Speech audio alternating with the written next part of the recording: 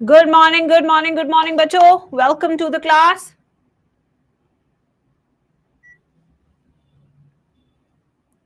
Good morning, बच्चों. Good morning, good morning, good morning. कैसे सभी प्यारे बच्चे? I don't have WhatsApp group. किसका लिंक दूं?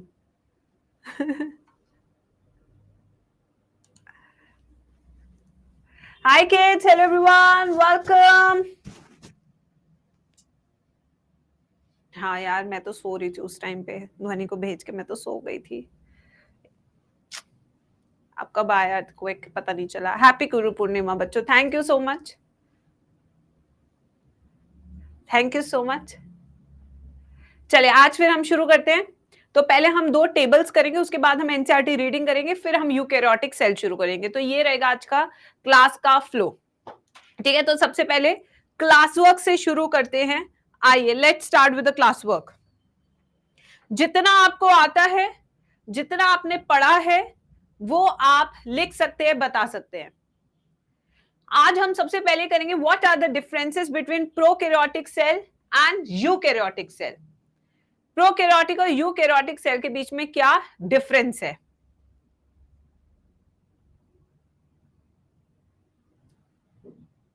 चलिए बच्चों, आप प्लीज क्लास में थोड़ा सा अटेंटिव हो जाइए.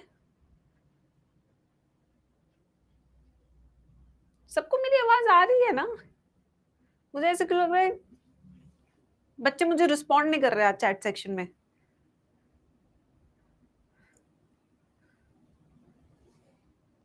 आ रही है? ठीक है, चलो. ऐसा लग रहा है कि कनेक्ट नहीं कर पा रही मैं आज. आइए तो सेल वॉल की बात करते हैं. Prokaryotic cell, eukaryotic cell. तो अगर इन दोनों की बात करें तो प्रोकैरियोटिक सेल मोनेरा में होता है, यानी कि बैक्टीरिया में होता है. सेल वॉल होती है, कल की क्लास में मैंने बताया था. यस, यहाँ पे प्रेजेंट होती है सेल वॉल, जो कि पेप्टिडोग्लाइकन से बनी होती है. फिर आते हैं यूकैरियोटिक सेल, जिसमें प्रोटिस्टा भी आता है, फंजी भी आता है, प्लांटी भी आता है, एनिमेलिया भी आता है. 4 किंगडम आते हैं. इसमें से 3 किंगडम के पास सेल वॉल है, बट एक ऐसा भी किंगडम है जिसके पास सेल वॉल नहीं है. तो यहाँ पे प्रेजेंट हो भी सकती है, ठीक है, एब्सेंट. और एब्सेंट किस में होती है? Only in case of animals. Only in case of animals. बाकी सबके केस में हमें देखने को मिलती है. ठीक है बच्चों.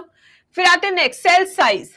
ऑफ कोर्स बेटा, बैक्टीरिया का सेल साइज ज्यादा बड़ा है या प्लांटी का बड़ा है या एनिमेलिया सेल साइज बड़ा है? क्या लगता है? बहुत ही जनरल सवाल है ये, बहुत ज्यादा कॉम्प्लेक्स सवाल नहीं है. आपको पता है बैक्टीरिया का साइज बहुत छोटा होता है ना? तो यहाँ पे क्या लिखेंगे हम? स्मॉल साइज होता है. जबकि अगर हम यूकैरियोटिक सेल की बात करें तो इसका साइज काफी बड़ा होता है.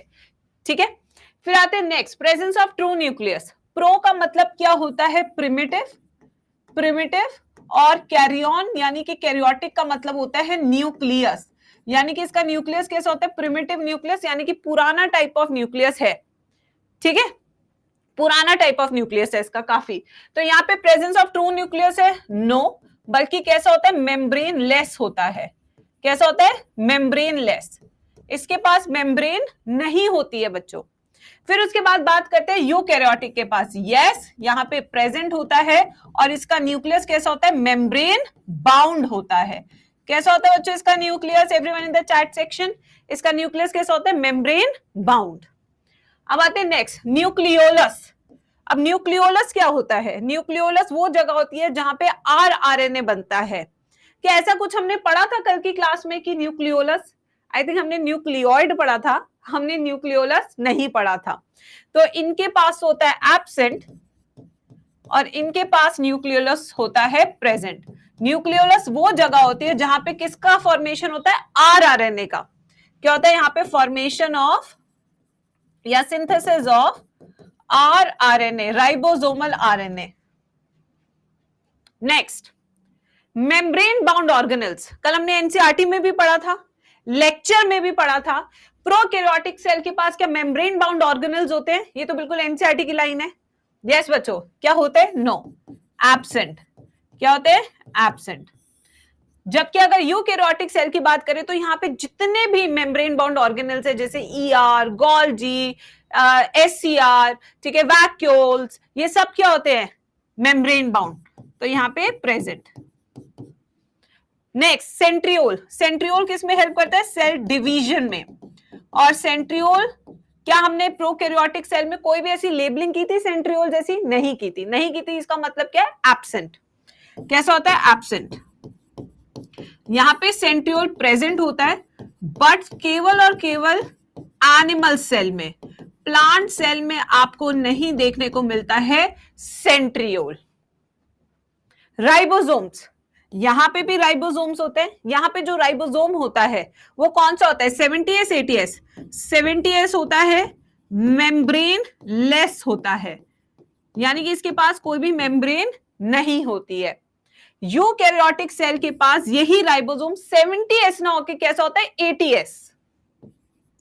80s जो कि कहां प्रेजेंट होता है? साइटोप्लाज्म में प्रेजेंट होता है, और ये भी मेम्ब्रेन लेस होता है। तो अगर क्वेश्चन आ रहा है नीट में कि यूकैरियोटिक सेल में एक ऐसा ऑर्गेनेल बताओ जो मेम्ब्रेन लेस है, तो आपका क्या आंसर होगा? क्या आंसर होगा आपका? यूकैरियोटिक सेल भी है, ऑर्गेनेल भी है, और मेम्ब्रेन लेस भी है। आंसर क्या होगा आपका? Ribosome and centrosome. सेंट्रोसोम अभी पढ़ाऊंगी मैं, ठीक है। अब यहां पे माइटोकॉन्ड्रिया भी होता है इसके अंदर, एनिमल सेल में, प्लांट सेल में, और प्लांट सेल में क्लोरोप्लास्ट भी होता है। माइटोकॉन्ड्रिया के अंदर जो राइबोसोम है वो कौन सा होगा? ये बड़ा ट्रिकी क्वेश्चन होता है। जो माइटोकॉन्ड्रिया, क्लोरोप्लास्ट है, इनके पास अपने राइबोसोम्स है, बट ये दोनों 70s टाइप के होंगे, ना कि 80s टाइप का। तो यानी यूकैरियोटिक सेल में 80s जो राइबोसोम मिलेगा वो कहां मिलेगा? साइटोप्लाज्म में मिलेगा, ना कि ऑर्गेनल्स के अंदर, ठीक है। अब आते हैं प्लाज्मिड। प्रेजेंट इनके पास होता है extra chromosomal circular double stranded DNA with powers. What powers? Virulent power, pathogenic power, antibiotic resistant power, power he power, power, ठीक है। और यहां पे एब्सेंट होता है प्लाज्मिड, इनके पास नहीं होता प्लाज्मिड, ठीक है। Genetic material, yes, genetic material की बात करें तो पैक्ड होता है, अनपैक्ड होता है, ऐसे खुले में पड़ा होता है जैसे राशन पड़ा होता है। यस, कैसा होता है? अनपैक्ड होता है, अनपैक्ड, क्योंकि यहां पे हिस्टोन प्रोटीन्स नहीं होते हैं। और जहां पे खुले में पड़ा होता है उस जगह को क्या कहते हैं मेरे बच्चों? उस जगह को कहते हैं न्यूक्लियोइड। क्या कहते हैं उसे? न्यूक्लियोइड। जबकि वहीं पे जेनेटिक मटेरियल अगर यूकैरियोटिक सेल की बात करें तो यहां पे क्या होता है? बहुत अच्छे से पैक्ड होता है, और पैकेजिंग के लिए इसके पास सुंदर सुंदर एस्थेटिक चीजें भी होती है। जैसे अगर लड़की बर्थडे गिफ्ट लेके जा रही है बॉयफ्रेंड के लिए तो रिबन भी लगाएगी, उसको ढेला फर्क नहीं पड़ता गाइस, वो सिर्फ अपनी तसल्ली के लिए लगा रही है कि मैंने अच्छा वाला थैला भी लाई, मैं अच्छा वाला रैपिंग पेपर भी लाई, मैं अच्छा वाला रिबन भी लाई। ये खुद की तसल्ली के लिए, लेट मी टेल यू, क्योंकि दूसरे को कोई फर्क नहीं पड़ रहा, ठीक है। तो इसलिए लड़कियों में आपको बता दूं, आप बहुत मेहनत कर रही है, चीजों को एस्थेटिक बना रही है, बट उसको कोई फर्क नहीं पड़ रहा है, ये आप अपनी संतुष्टि के लिए कर रही है, ठीक है बच्चों। तो ये पैक्ड होते हैं, और पैक्ड होने के लिए इन्हें एस्थेटिक चीजें चाहिए जैसे हिस्टोन प्रोटीन्स। तो यहाँ पे हिस्टोन प्रेजेंट होता है, और ये जो पूरा जेनेटिक मटेरियल है ये किसके अंदर प्रेजेंट होता है? न्यूक्लियस के अंदर, ना कि न्यूक्लियोइड के अंदर। तो ये थोड़ा सा डिफरेंस है between prokaryotic cell and eukaryotic cell. यहां तक किसी को कोई प्रॉब्लम? ऐसी मैं और भी टेबल्स बना के लाई हूं। टेबल से क्या होता है ना, फटाफट से रिवीजन हो जाता है। सिर्फ नोट्स बड़े बड़े लिखवाने से कोई फायदा नहीं है, बच्चों को ऐसे नोट्स भी लिखवाने चाहिए लेक्चर में जिससे वो क्विक रिवीजन भी कर सके।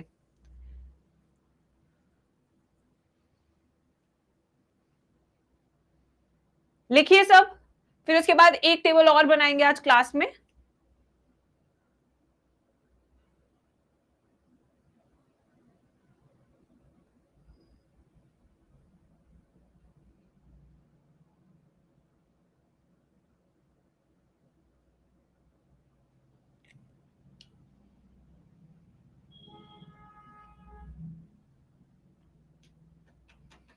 ये फर्स्ट स्लाइड है, यस।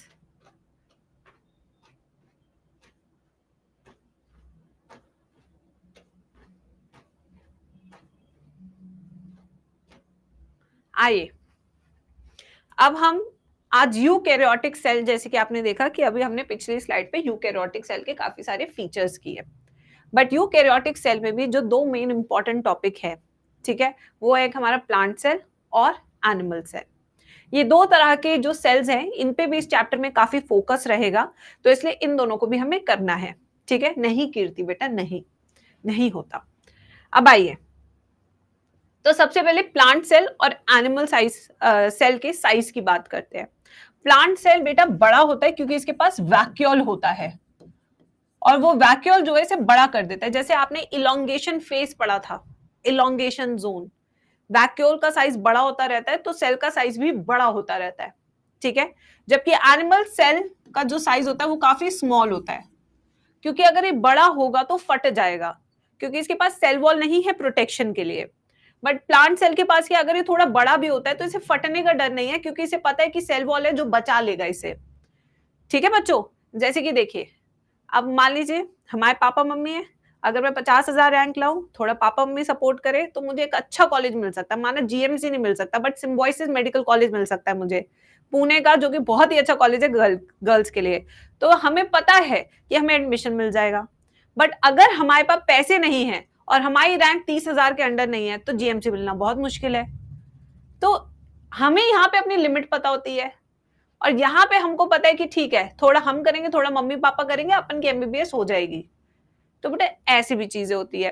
तो यही स्टोरी यहाँ पे भी है। इसके पास प्रोटेक्शन है, वो प्रोटेक्शन का नाम है सेल वॉल, इसके पास वो नहीं है, ठीक है।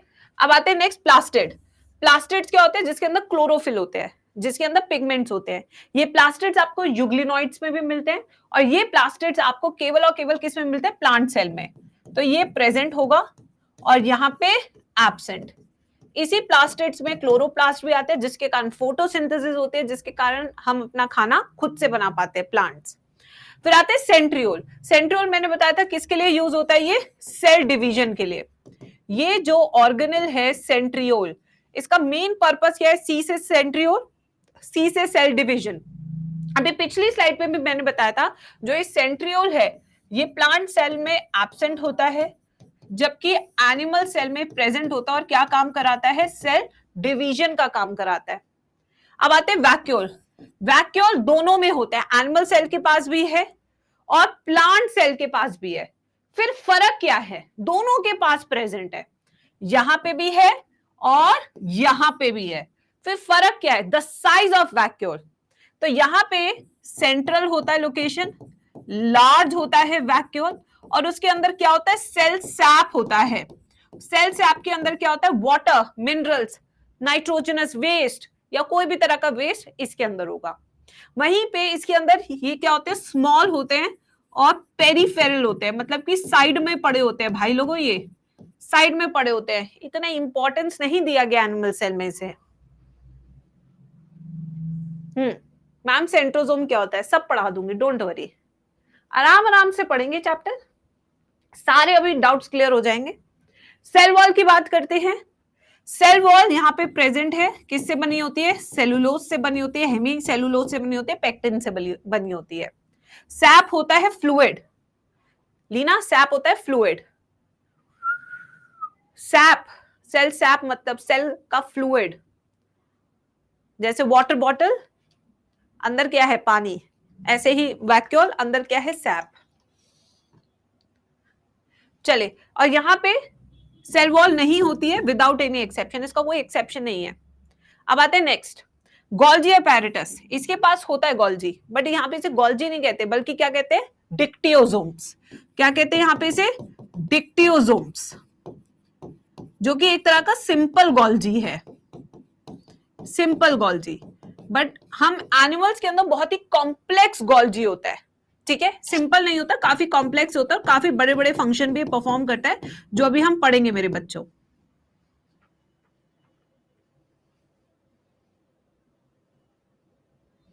अब एनसीईआरटी पढ़ लेते हैं।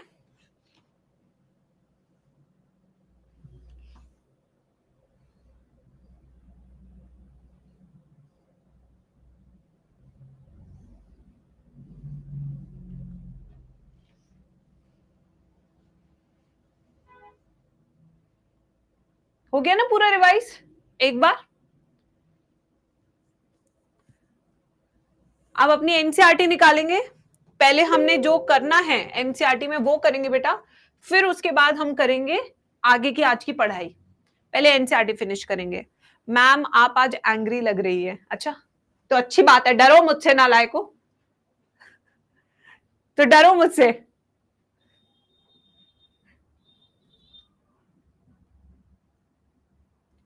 आज मैं तुम्हें डरा के जाऊंगी, डोंट वरी बेटा। एनसीईआरटी में जो जो लिखा है, मैंने कल भी आपसे कहा था एक बार एनसीईआरटी देख लेते हैं। छोटे छोटे चेंजेस काफी होते हैं एनसीईआरटी में, जो हर साल होते हैं। कभी सेलेक्टिवली परमेबल होता है, कभी क्वासी फ्लूइड होता है, सेमी फ्लूइड की जगह। तो आप लोग ना इतना पहले तो लोड मत लिया करो लाइफ में। मैं तुम्हारे साथ एनसीईआरटी पढ़ती हूँ, कुछ चेंज होता है हाथों हाथ में करा देती हूँ। तो इसलिए प्लीज ये छोटे छोटे डाउट्स जो है ना बहुत मिनिमलिस्टिक, उससे कोई फर्क नहीं पड़ने वाला। ठीक है बच्चे, हर साल एनसीईआरटी चेंज होती है, हर साल कुछ ना कुछ करते हैं, फिर हम भी तुम्हारे साथ साथ पूरी एनसीईआरटी पढ़ते हैं, फिर जो चेंजेस होते हैं हम तुम्हें बता देते हैं। तो इसलिए चिल रहा करो। आ जाओ अब आइए, तो प्रोकैरियोटिक सेल से शुरू करें। सब अपनी एनसीईआरटी निकालेंगे, निकाली सबने अपनी एनसीईआरटी, निकाली सबने एनसीईआरटी। आप कोई बच्चा कोई भी फालतू की चीज नहीं पूछेगा, अभी सब यहाँ पे बिल्कुल फोकस्ड होके पढ़ेंगे। 2 घंटे बिल्कुल फोकस पढ़ा करो, ठीक है। अब आते हैं, the prokaryotic cells are represented by. तो आखिर प्रोकैरियोटिक सेल्स कौन कौन से होते हैं? सबसे पहले एनसीईआरटी कहते हैं कि ये होते हैं बैक्टीरियास। क्या होते हैं सबसे पहले बताइए मैम के साथ? बैक्टीरियास। ब्लू ग्रीन एल्गी, जिसे दूसरे नाम से क्या कहते हैं? साइनोबैक्टीरिया। और साइनोबैक्टीरिया के 2 एग्जाम्पल फेंक दो चैट बॉक्स में। ऐसे क्या होता है ना, पिछले चैप्टर भी रिवाइज करते हैं, हमें फिर बिल्कुल याद हो जाता है जब हम हर चैप्टर के साथ वही सेम चीजें पढ़ते हैं। जैसे नॉस्टॉक, जैसे एनाबेना, ये दोनों तो नाम याद कर ही लो। क्यों? क्योंकि ये बार बार आएंगे भाई, बार बार आएंगे। माइकोप्लाज्मा, माइकोप्लाज्मा क्या है? स्मॉलेस्ट सेल है, स्मॉलेस्ट सेल है, स्मॉलेस्ट सेल, ठीक है। With cell wall, without cell wall, यहीं पे लिख लो ये कैसा होता है? Without cell wall, without cell wall. And PPLO, इस बार पहली बार एनसीईआरटी में हमने पीपीएलओ पढ़ा है।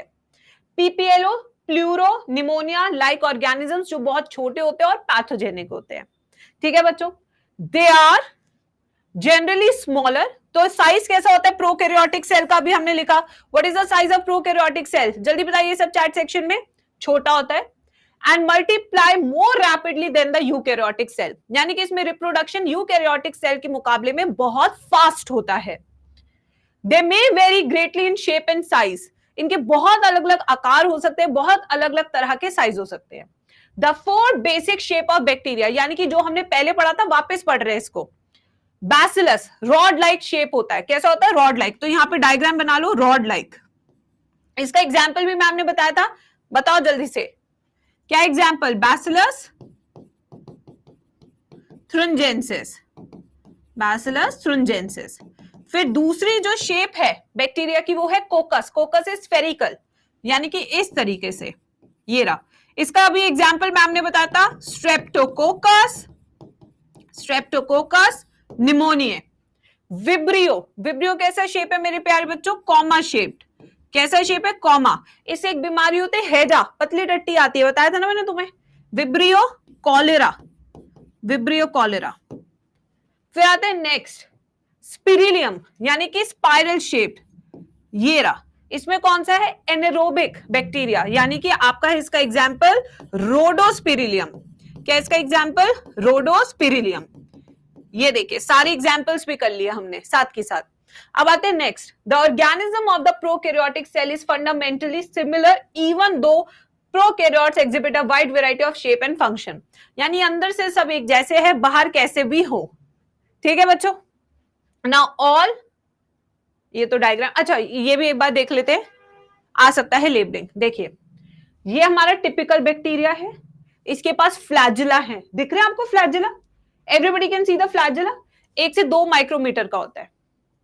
PPLO pleuro pneumonia like organism 0.1 micrometer. Viruses इससे भी छोटे होते हैं, 0.02 micrometer. A typical eukaryotic cell 10 से 20 माइक्रोमीटर का होता है, ठीक है। और वायरसेस से भी छोटे कौन से होते हैं? विरोइड्स। इससे भी छोटे कौन से होते हैं? विरोइड्स। ये भी आप लिख सकते हो। अगर हम देखें तो ये हमारा स्मॉलेस्ट हो गया, माइकोप्लाज्मा से भी छोटा, बट ये नॉन लिविंग होगा, ये ए सेल्यूलर है सारे के सारे। अब आते हैं next, prokaryotes have a cell wall. Prokaryotes के पास क्या है बच्चों? बोलिए सब। सबसे पहले क्या लिखा है एनसीईआरटी ने, क्या है इनके पास? क्या है इनके पास? Cell wall. ये जो सेल वॉल होती है ये किससे बनी होती है? यस बच्चों, ये सेल वॉल किससे बनी होती है? Everyone in the chat section. मैंने पढ़ाया है तो मैं तो पूछूंगी। पेप्टिडोग्लाइकन, यहीं पे सब बच्चों को अपनी एनसीईआरटी में लिखना है, ये सेल वॉल बनी होती है पेप्टिडोग्लाइकन से, ठीक है। Surrounding the cell membrane except in mycoplasma, and this becomes very important line, except in mycoplasma। तो यानी कि इस लाइन से ये चीज क्लियर हो जाती है कि जो prokaryotic cell without cell wall है उसका नाम क्या है? माइकोप्लाज्मा।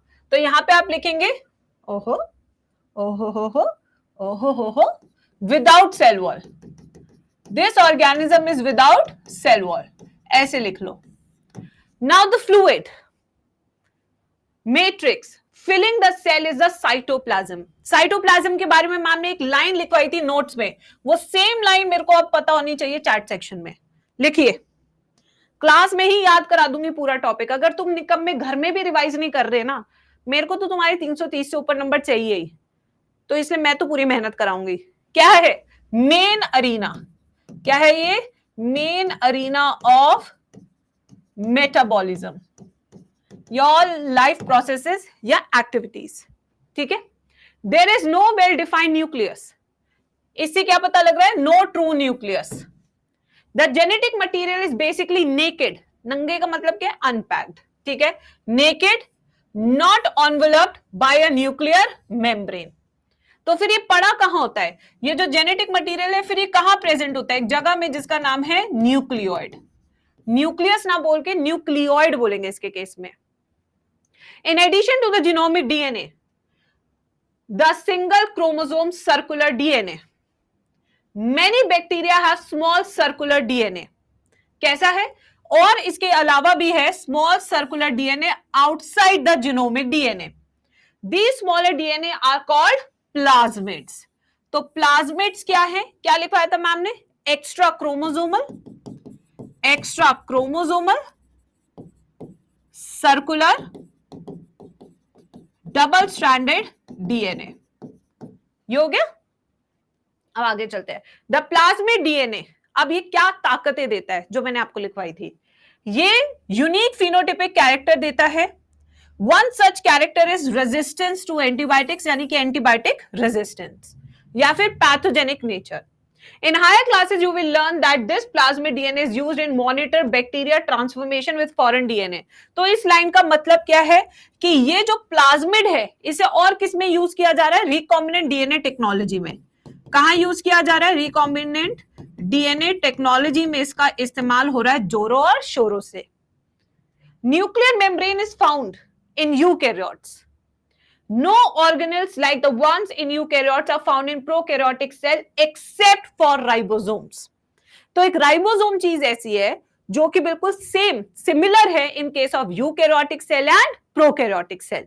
ये आपका राइबोसोम। ये राइबोसोम कैसा है? यहाँ पे मेम्ब्रेनलेस है और 70S है। Membraneless 70S। Prokaryotes have something unique in the form of inclusions, यानी कि inclusion bodies, a specialized differentiated form of cell membrane, a specialized differentiated form of mesosome। अच्छा, बस ये लिखा है inclusion, इसको समझाया नहीं है, मैं लिखवा देती हूँ, कोई नहीं। inclusion bodies जहां पे खाना स्टोर होता है, स्टोरेज, ठीक है। अब देखिए, नाउ वी हैव मीजोसोम्स। मीजोसोम्स की ट्रिक क्या थी? बस ये बता दो यार, बहुत मन मेरा खुश हो जाएगा, बिल्कुल मन खुश कर दोगे तुम मेरा। यस, बताओ जल्दी से। C2R2, ये हुआ है ना, बात खुश कर दिया तुमने मुझे। अब देखो यहां पे क्या लिखा है, specialised differentiated form of cell membrane called mesosomes is the characteristic of prokaryotes. They are essentially infoldings of cell membrane. ये सबसे इंपॉर्टेंट पॉइंट है, infoldings of cell membrane. Invagination याद नहीं करना है, infoldings याद करनी है, ठीक है। नेक्स्ट, इसका फंक्शन मुझे लग रहा है कुछ उड़ा दिया है, मुझे तो लग रहा है कुछ उड़ा दिया। आगे एक्सप्लेन है, अच्छा आगे एक्सप्लेन है, मुझे लगा वहां से उड़ा दिया, वो उसका वो था इंट्रोडक्शन। सही है ना, चलो अब आगे चलते बच्चों। Most prokaryotic cells, particularly the bacterial cells, have a chemically complex cell envelope. ये लाइन इंपॉर्टेंट नहीं है, भक। The cell envelope consist of a tightly bound 3 layered structure, ये हमें पता है, भक। द आउटरमोस्ट का नाम क्या है गाइस, ग्लाइकोकैलिक्स, जो चिपचिपी होती है। फिर उसके बाद बीच में कौन सी आती है, सेल वॉल, और सबसे अंदर कौन सी आती है, प्लाज्मा मेम्ब्रेन। सबसे बाहर वाली ग्लाइकोकैलिक्स, फिर सेल वॉल, फिर plasma membrane. Although each layer of the envelope perform distinct function, they act together as a single protective unit. तो तीनों का एक काम कॉमन है, वो है protection. Bacteria can be classified into 2 groups on the basis of differences in the cell envelope and the manner in which they respond to the staining procedure developed. So here we have gram staining. Those that take up the gram stain, जो gram stain ले लेते हैं उन्हें gram positive कहते हैं, जैसे lactobacillus, और जो स्टेन नहीं पकड़ते उन्हें हम कहते हैं ग्राम नेगेटिव बैक्टीरिया। ग्लाइकोकैलिक्स, अब ग्लाइकोकैलिक्स के बारे में बात करते हैं, जो सबसे बाहर वाली लेयर है। Glycocalyx differs in composition and thickness among different bacteria. It could be a loose sheath called as slime layer, chipchippy, in some, while in others it can be thick and strong, which is called as capsule. तो अगर thick and tough होगी तो क्या बोलेंगे, capsule. अगर पतली और झिल्ली झिल्ली सी होगी तो उसे क्या बोलेंगे, slime layer. The cell wall determines the shape of the cell. ना अब हम यहाँ पे फंक्शन कर रहे हैं सेल वॉल के। पहला फंक्शन क्या बताया एनसीईआरटी ने, कि सेल वॉल का काम है शेप ऑफ द सेल को डिटरमाइन करना। Provides a strong structural support to prevent the bacteria from bursting और कोलैप्सिंग। तो 2 इंपॉर्टेंट फंक्शन बताए, स्ट्रक्चर के बारे में कुछ बताया ही नहीं है। देखा जाए तो जो मैंने पढ़ा था पेप्टिडोग्लाइकन, वो कुछ जिक्र भी नहीं किया एनसीईआरटी ने, बस सीधा फंक्शन बताए सेल वॉल के। एक है प्रोटेक्शन और दूसरा है बर्स्टिंग से बचाना। The plasma membrane, plasma membrane के लिए यहाँ पे सेमी की जगह सेलेक्टिवली परमेबल लिखा है, तो हम ये कर लेंगे। प्लाज्मा मेम्ब्रेन कैसी है, सेलेक्टिवली परमेबल है। ऐसा नहीं कोई भी आ और जा रहा है, चॉइस है भाई, जैसे लड़कियों की चॉइस होती है, माई चॉइस माई लाइफ, ठीक है, तुझे क्या। In nature and interacts with the outside world.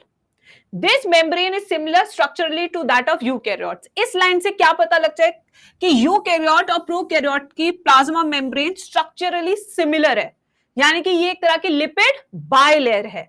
क्या है ये, एक तरह की lipid bilayer. Next, a special membrane structure is a mesosome. Mesosome क्या थे, invagination of plasma membrane या infoldings of plasma membrane? क्या थे guys? Invagination of plasma membrane, infoldings of plasma membrane. Actual, straight, सीधा word. Infoldings. Infoldings of plasma membrane. या cell wall, या glycocalyx, कुछ भी ऑप्शन आ सकता है, which is formed by the extension of plasma membrane into the cell. These extensions are in the form of vesicles. अब ये mesosomes किस किस फॉर्म में प्रेजेंट हो सकते हैं, वेसिकल की फॉर्म में, टिब्यूल की फॉर्म में, लेमिली की फॉर्म में। They help in, अब यहां से C2R2 शुरू हो रहा है, cell wall formation first, DNA replication 2, distribution of daughter cells. They also help in respiration 3 and secretion process to increase the surface area of the plasma membrane and enzymatic content. In some prokaryotes like cyanobacteria, There are other membrane extension into the cytoplasm called chromatophores. ये cyanobacteria में लिखा है chromatophores. मैंने आपको बताया भी था क्यों होता है साइनोबैक्टीरिया के पास क्रोमैटोफोर.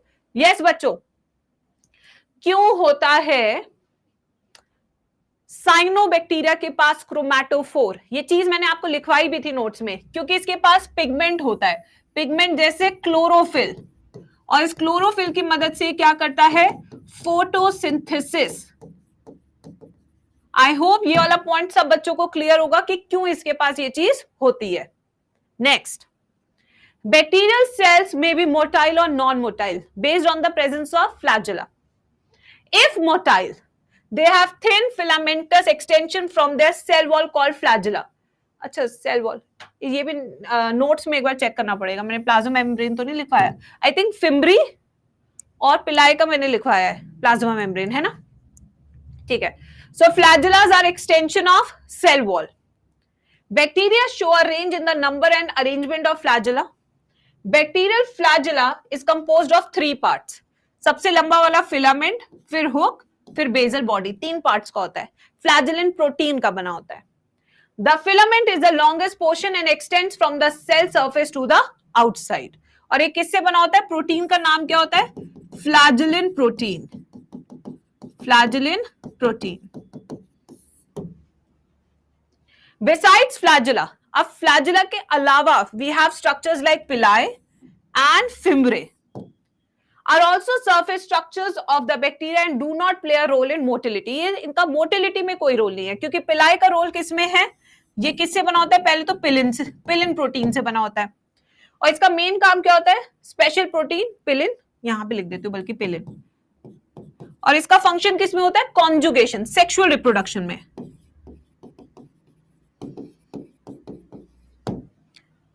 फिम्ब्रिया स्मॉल ब्रिसल, ये लिखवाया था हमने, जैसे टूथपेस्ट, टूथब्रश का जो ब्रिसल्स होते हैं वैसे होते हैं. Sprouting out of the cell. In some bacteria they are known to help attach the bacteria to the rock streams और टू द होस्ट टिश्यू. यानी कि इसका मेन काम क्या है? एडहेशन. किसमें हेल्प करते हैं? Fimbriae adhesion, Fevicol adhesion. यहां तक सबको समझ में आ गया? एनसीईआरटी ठीक है. चलो अब आते हैं ribosomes and inclusion bodies. In prokaryotes ribosomes are associated with plasma membrane of the cell. They are about 50 nanometer by 20 nanometer in size and are made up of 2 subunit. ये इंपॉर्टेंट है, 2 subunit वाला point. जो larger subunit है वो 50s है, larger वाली. जो 30s है वो हमारी स्मॉलर सबयूनिट है. Which when present together form 70s prokaryotic ribosome, जो कि साइटोप्लाज्म में प्रेजेंट होता है. Ribosomes are the site of photosynthesis. क्या है? क्या मेन फंक्शन है राइबोसोम्स का? प्रोटीन सिंथेसिस करना, protein factories. Several ribosome may attach to a single mRNA. देखो ये वाला चीज मैंने बताई थी ना, एक ही एमआरएनए से बहुत सारे राइबोसोम्स अटैच करते हैं. जब एक ही एमआरएनए से बहुत सारे राइबोसोम अटैच करते हैं तो उस तरह के प्रोकैरियोटिक स्ट्रक्चर को पॉलीराइबोसोम, पॉलीजोम कहते हैं.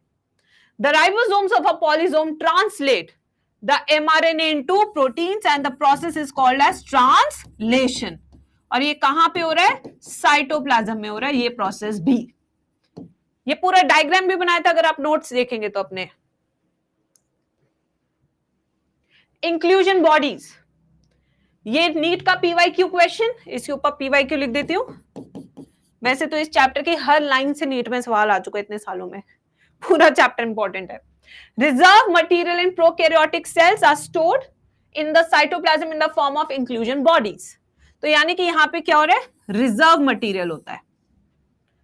These are again non-membrane bound organelles which are lying freely in the cytoplasm. Example, किस किस फॉर्म में खाना स्टोर होता है? Phosphate granules, cyanophycin granules, glycogen granules की फॉर्म में. क्या बैक्टीरिया के पास वैक्यूल्स होते हैं? ट्रू और फॉल्स? ट्रू और फॉल्स? ट्रू और फॉल्स? बिल्कुल होते हैं. इस लाइन में लिखा हुआ है गैस वैक्यूल बॉयंसी में हेल्प करता है, जो कि blue green and purple green photosynthetic bacteria में देखने को मिलता है। और ये गैस वैक्यूल का मेन काम क्या होता है? बॉयंसी मेंटेन करना। यूकैरियोटिक सेल आज हमें यहीं से शुरू करना है गाइस। एक बार इसका इंट्रोडक्शन थोड़ा सा पढ़ लेते हैं, फिर मैं इसे डिटेल में नोट्स की फॉर्म में लिखवाती हूं। अभी द यूकैरियोट इंक्लूड्स, 4 किंगडम्स आते हैं यूकैरियोटिक सेल में। अगर यूनिसेल्युलर यूकैरियोटिक है तो उसे हम कहेंगे प्रोटिस्टा, प्लांट, एनिमल, फंजी, जिसमें से animal, fungi are heterotrophs, protist can be auto hetero both, plant can be auto. In eukaryote cell, there is an extensive compartmentalization of cytoplasm. यानी कि यूकैरियोटिक सेल में बंटवारे की कोई लिमिट नहीं है, हर चीज का बंटवारा है, हर काम एक डिफरेंट कमरे में होगा। ऐसा नहीं चौपाल पे बैठ गए और वहां पे होगा, नो, ऐसा नहीं होता। सो यहाँ पे एक्सटेंसिव कंपार्टमेंटलाइजेशन है। यहां पे मिलेगी आपको membrane bound organelles. Eukaryotic cell possesses an organised nucleus, इसके पास एक अच्छा खासा ऑर्गेनाइज्ड न्यूक्लियस है विद अ न्यूक्लियर एनवेलप, यानी कि मेम्ब्रेन बाउंड न्यूक्लियस है। In addition, eukaryotic cells have a variety of complex locomotory cytoskeleton structure. Their genetic material is organized into chromosomes. बस हम यहीं तक अभी एनसीईआरटी पढ़ेंगे। अब हम पहले पढ़ेंगे फिर इसको रीड करेंगे। चलिए बच्चों, चला जाए अपनी ब्लैंक स्लाइड पे। आ जाओ, पानी पी लेती हो। 40 मिनट देख रहे हो? तुम्हें लग रहा है तुम्हें 40 मिनट हुए हैं क्लास में? टेक्निकली देखा जाए तो क्या पढ़ा है मैंने? हाँ तो लाइन फ्रीली भी होते बेटा लीना।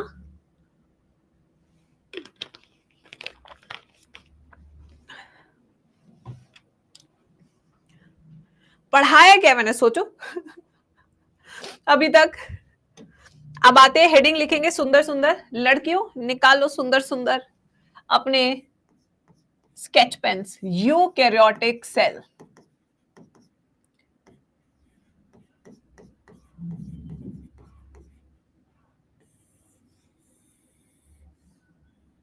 Eukaryotic cell.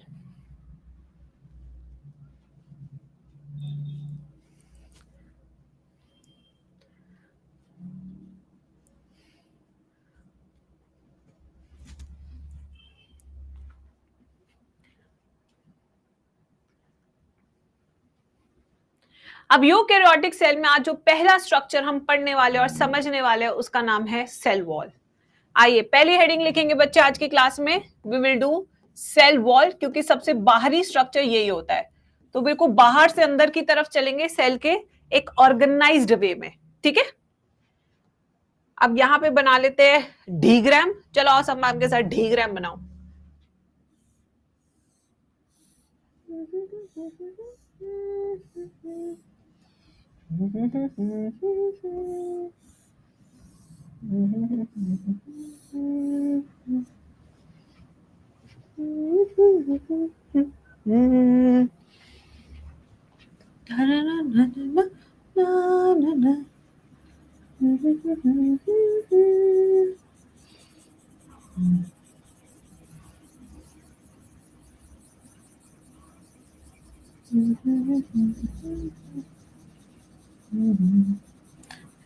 कोई अफसाना।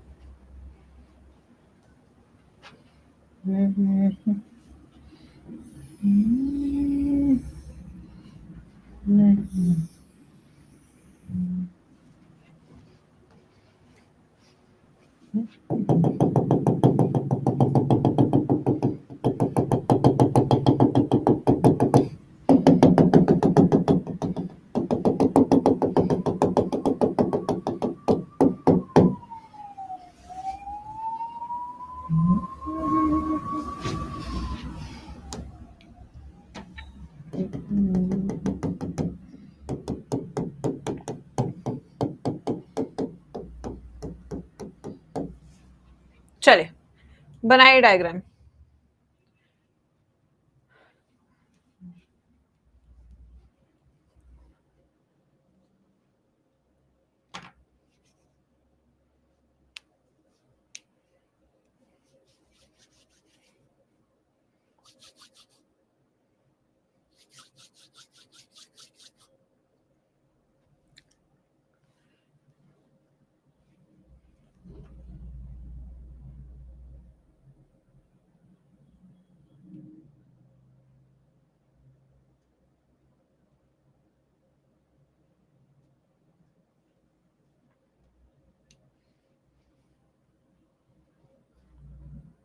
ऐसा लग रहा है मैम गुस्से में 2 लट्टू रख ले। ओह, तुम्हें मैं गुस्से में क्यों लग रही हूँ? I am happy, just focused, क्योंकि आज मुझे काफी कुछ पढ़ाना है इसीलिए।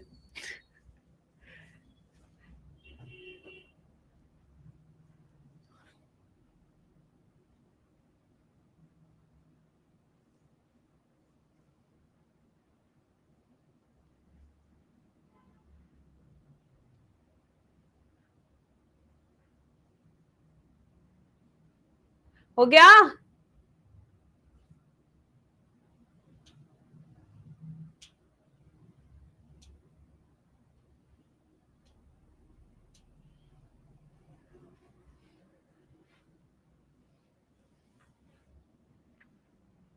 PPLO smaller than ribosome.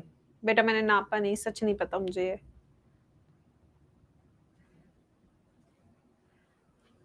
3 बजे तक क्लास ले लो, अभी 1.5 घंटे बाद तो तुम्हारे ऐसे हलक से आवाज निकल जाएंगी।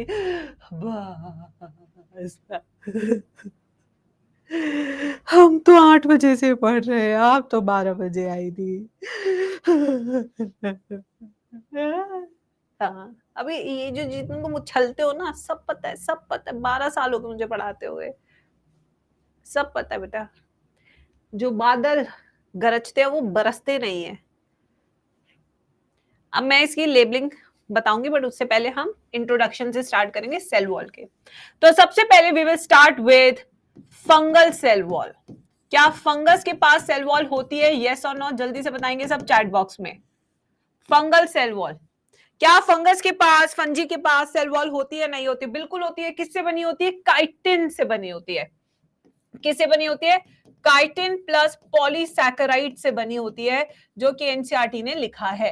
काइटिन प्लस पॉलीसैकेराइड से बनी होती है। और काइटिन किससे बना होता है? काइटिन एक तरह का होमोपॉलीसैकेराइड है।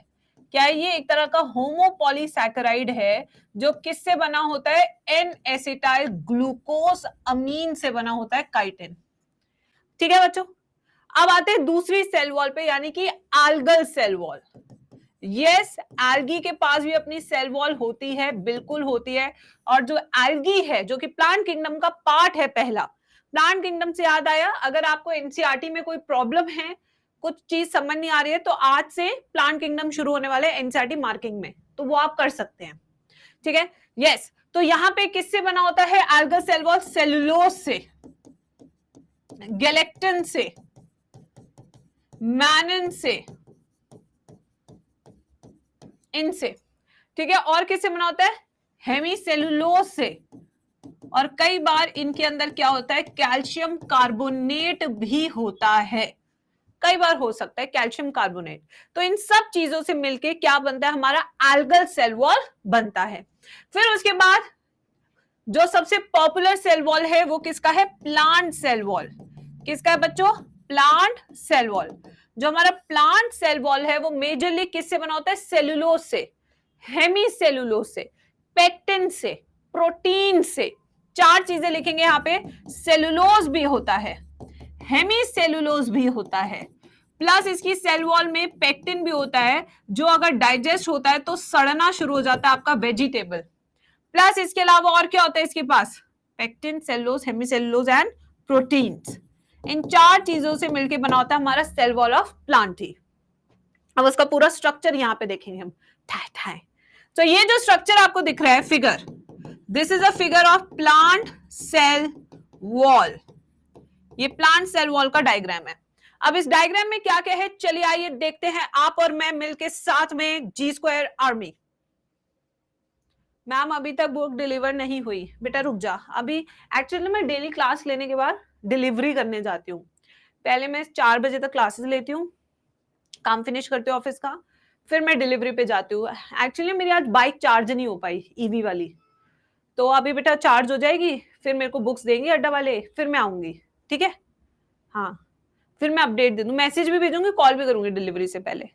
आइए बच्चों, अब डायग्राम देखते हैं। तो अंदर से बाहर की तरफ चलते हैं।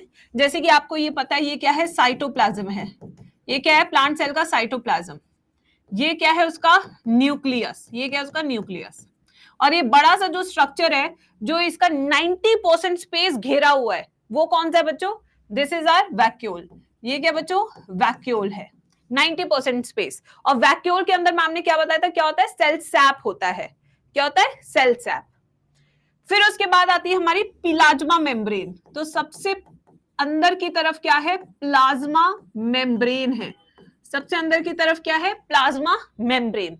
और प्लाज्मा मेम्ब्रेन के बाहर जो व्हाइट कलर के, this is called secondary cell wall. अंदर की तरफ सेकेंडरी सेल वॉल है, जो कि काफी मोटी है। सेकेंडरी है, सेकेंडरी ग्रोथ, सेकेंडरी रिलेट कर सकते हो। ये काफी थिक होती है, ये इनफ्लेक्सिबल है, नॉन फ्लेक्सिबल लिख लो, ज्यादा हाई अंग्रेजी हो गई थी आज क्लास में।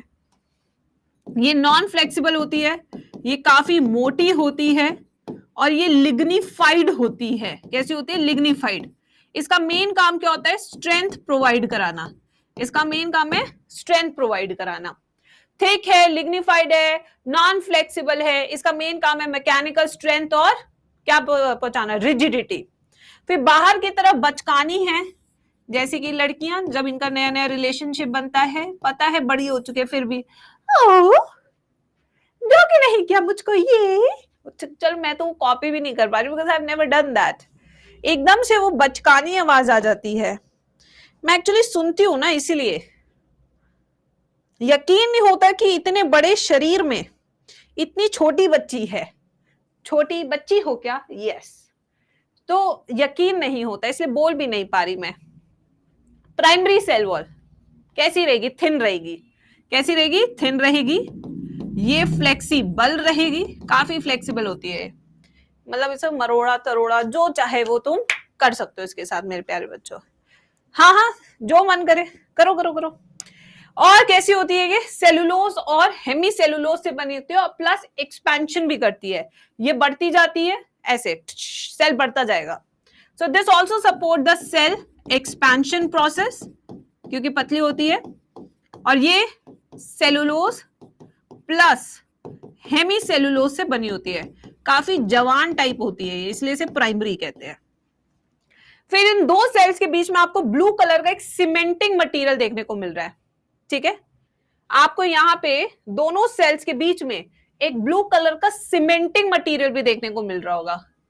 ये देखिए ब्लू कलर का सीमेंटिंग मटेरियल, ये ब्लू कलर का जो सीमेंटिंग मटेरियल है इसे क्या कहते हैं? Middle lamella. इसको क्या कहते हैं? Middle lamella. इसका काम क्या होता है? दो प्लांट सेल को जोड़े रखना जिससे कि वो हिल ना जाए, सीमेंट की तरह काम करता है। ठीक है बच्चों, और ये किससे बना होता है? कैल्शियम या मैग्नीशियम पेक्टेट से बना होता है। इसका मेन काम क्या होता है? सीमेंटिंग टू प्लांट सेल्स, दो प्लांट सेल्स को सीमेंट करना। ठीक है, अब बेटा इतना सीमेंट लगाएंगे तो आशिकी कैसे होगी? तो सच्ची आशिकी जो होती है ना, वो बेटा रास्ता ढूंढ ही लेती है अपने पत्रों को इधर उधर करने के लिए, खतों को इधर उधर करने के लिए। ठीक है, आजकल तो वैसे तुम्हें कोई खिड़कियों की जरूरत नहीं है, व्हाट्सएप पे ही बड़े बड़े गुल खिला देते हो तुम लोग। तो ये जो रास्ते हैं ना, जो छुपे हुए रास्ते हैं जो इश्क को सपोर्ट करते हैं, उन रास्तों को हम क्या कहते हैं? प्लाज्मोडेस्मेटा। क्या कहते हैं इनको? प्लाज्मोडेस्मेटा। प्लाज्मोडेस्मेटा क्या होते हैं? These are cytoplasmic connection between two plant cell. क्या होते हैं ये होते हैं cytoplasmic connection. Cytoplasmic connection between two plant cell, दो प्लांट सेल के बीच में होते हैं। यहीं से बेटा चुगली इधर से उधर जाएंगी, यहीं से गप्पे इधर से उधर जाएंगे। जब दीदी पहली बार गंदा वाला हलवा बनाएगी तो यहीं से देगी खाने को, चखिए ना। अरे आप चख क्यों नहीं रहे हैं? आप ही के लिए तो बनाते हैं हम ये सब, और ये तो आपको पसंद आ जाएगा, कुकिंग सफल हो जाएगी मेरी। इसी के साथ फंक्शंस ऑफ सेल वॉल भी लिख लेते हैं यहाँ पे। फंक्शंस ऑफ सेल वॉल, काफी सारे फंक्शन है एनसीईआरटी ने लिखे, वो सब हम यहाँ पे लिखेंगे। पहली रसोई, I tell you ma'am please hesitate, okay I will.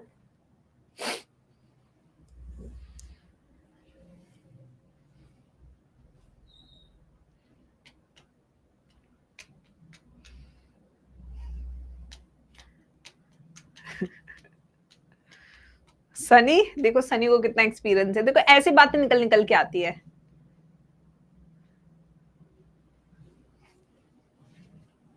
तो पहला काम क्या है सेल वॉल का? To maintain shape of, you नहीं, शेप ऑफ सेल गधो। दूसरा फंक्शन क्या है? To provide mechanical, to provide emotional support, और sorry mechanical support.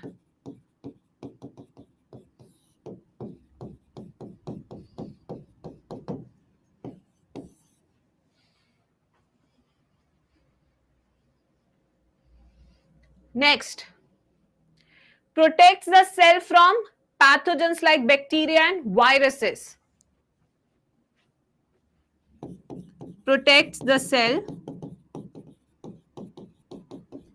from viruses, bacteria and other pathogens. This also helps in cell to cell interaction. बातचीत होगी तभी तो कुछ आगे बढ़ेगा। नेक्स्ट, और किस में हेल्प करते हैं? मिनरल एक्सचेंज में। और किस में हेल्प करते हैं? मिनरल एक्सचेंज में। ये सारे फंक्शन आपके सेल वॉल के।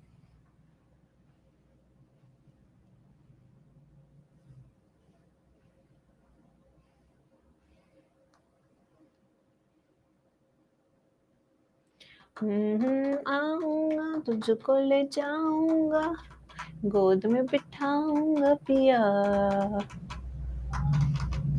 कल एक बच्चे का मेरे पास कॉल आया, कह रहा मैम मुझे कुछ बात करनी है। मैंने कहा कर ले भाई। कहता मैम ऐसा है ना, क्या बताऊं मैम, बैच नहीं चाहिए मुझे, आपसे बातचीत चाहिए। मैंने कहा पागल वागल है क्या, गलत जगह तूने कॉल किया है। फिर मैंने कहता कि मैम मेंटोरशिप चाहिए, मेंटोरशिप। मैंने कहा अच्छा तू मेंटोरशिप ले ले, उसमें करना क्या होगा ये बता मुझे। कहता आप बस मेरी बातें सुना करो। तब मुझे लगा कि ये वाला मार्केट ज्यादा बड़ा है बजाय पढ़ाने के। अब मैं बनूंगी गुरु नहीं, इमोशनल माँ। कहता पढ़ मैम, पढ़ तो मैं बहुत लिया हूँ। मैंने कहा कॉलेज पता कौन सा मिला? अरे मैम वो भी मिल जाएगा, बट कोई बात करने वाला चाहिए। मैंने कहा अबे ओए, तेरी ऐसी की तैसी, बताओ तुम लोग के कॉल में क्यों उठाऊं? ऐसी ऐसी बातें करते हो, बात करने वाला चाहिए। मैंने कहा ये शंबल, ये तितली अंदर, ये सब मर गए हैं क्या? ऐसे ऐसे किस्से होते हैं बेटा हम लोग के साथ, ऑनलाइन टीचर्स के साथ। ये बहुत बड़ी समस्या है। बच्चों को पता नहीं रहता व्हाट इज अ बाउंड्री।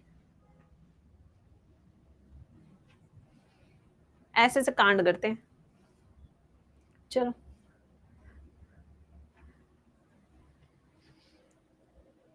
मेरा कोई व्हाट्सएप ग्रुप नहीं, मेरा कोई ग्रुप नहीं है। मैं नहीं बनाती ग्रुप, बक बहुत परेशान करते हो तुम लोग। अच्छे से क्लास में पढ़ाते तुम्हें बस। मेंटोरशिप है ही नहीं, जीरो मेंटोरशिप। चलो, हो गया? चलो अब आगे चलते हैं। सेल वॉल हो गया ना। अब नेक्स्ट टॉपिक जो आज की क्लास में हम डिस्कस करेंगे डिटेल में, सेल वॉल के अंदर क्या होता है, पिलाज्मा मेम्ब्रेन। तो तुम्हें पिलाज्मा मेम्ब्रेन पढ़ाए। इसको सेल मेम्ब्रेन भी कहते हैं मेरे प्यारे बच्चों, ठीक है? आओ इसका डायग्राम बनाते हैं पहले बच्चों को समझाने के लिए। चलो बढ़िया शानदार सा डायग्राम बनाएंगे। तो क्या मैम दो ना आपका कोड यूज किया है? ओए चुप रह। अच्छी पढ़ाई सिर्फ उसी को ही मिल रही है, कोड वालों को। चलो, ये आए बड़े कोड वाले। आओ चलो बुड़।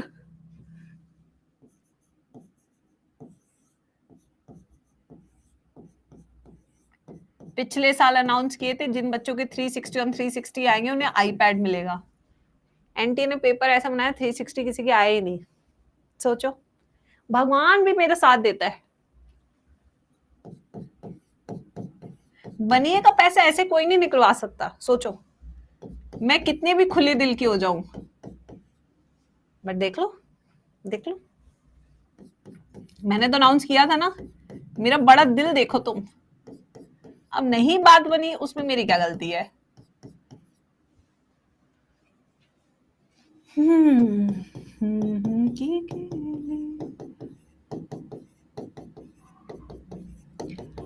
अच्छा अच्छा डायग्राम बनाओ, एनसीईआरटी में बना हुआ है।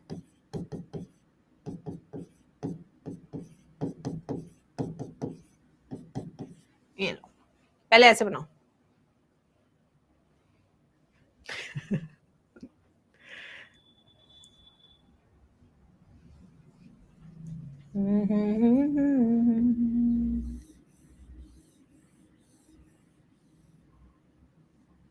ऐसे बना लो एक।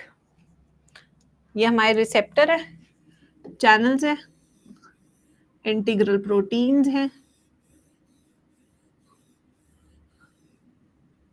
बना, बीच बीच में कोलेस्ट्रॉल फंसा हुआ है, लिपिड राफ्ट्स कहते हैं इन्हें। ये जो ब्लू कलर के है, ब्लू कलर के, ये हमारा कोलेस्ट्रॉल फंसा हुआ है।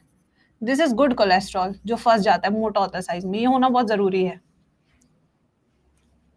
गुड कोलेस्ट्रॉल, वरना हॉर्मोन्स नहीं बनेंगे भाई। गुड कोलेस्ट्रॉल नहीं होगा तो ये होने भी बहुत जरूरी है। फिर उसके बाद आते हैं पेरिफेरल वाले भी बना देते हैं प्रोटीन। आ जाओ भाई, पॉलीसैकेराइड चेन भी बना देती है, ओलिगोसैकेराइड चेन।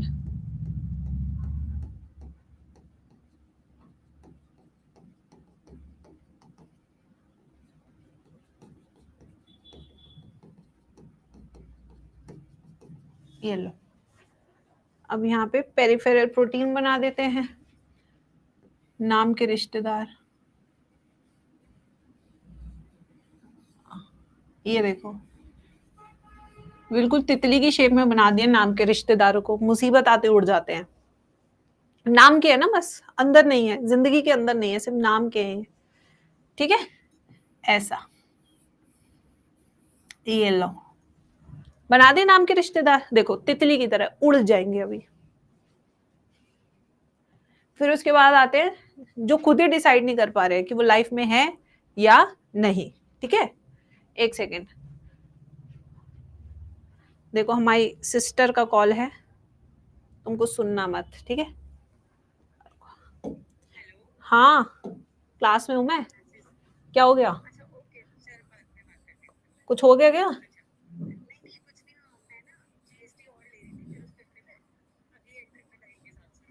अच्छा ठीक है, ओके ओके, ठीक है, बाय। हाँ भाई, ये देखो, बना लो भाई सुंदर सुंदर,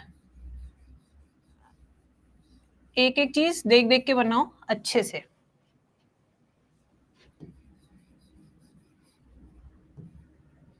ये चले, आइए बच्चों, अच्छे से डायग्राम बना लो, फिर समझाती हूँ।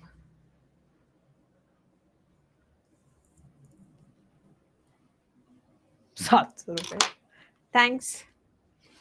गड़बड़ चल रही थी ना हिसाब में।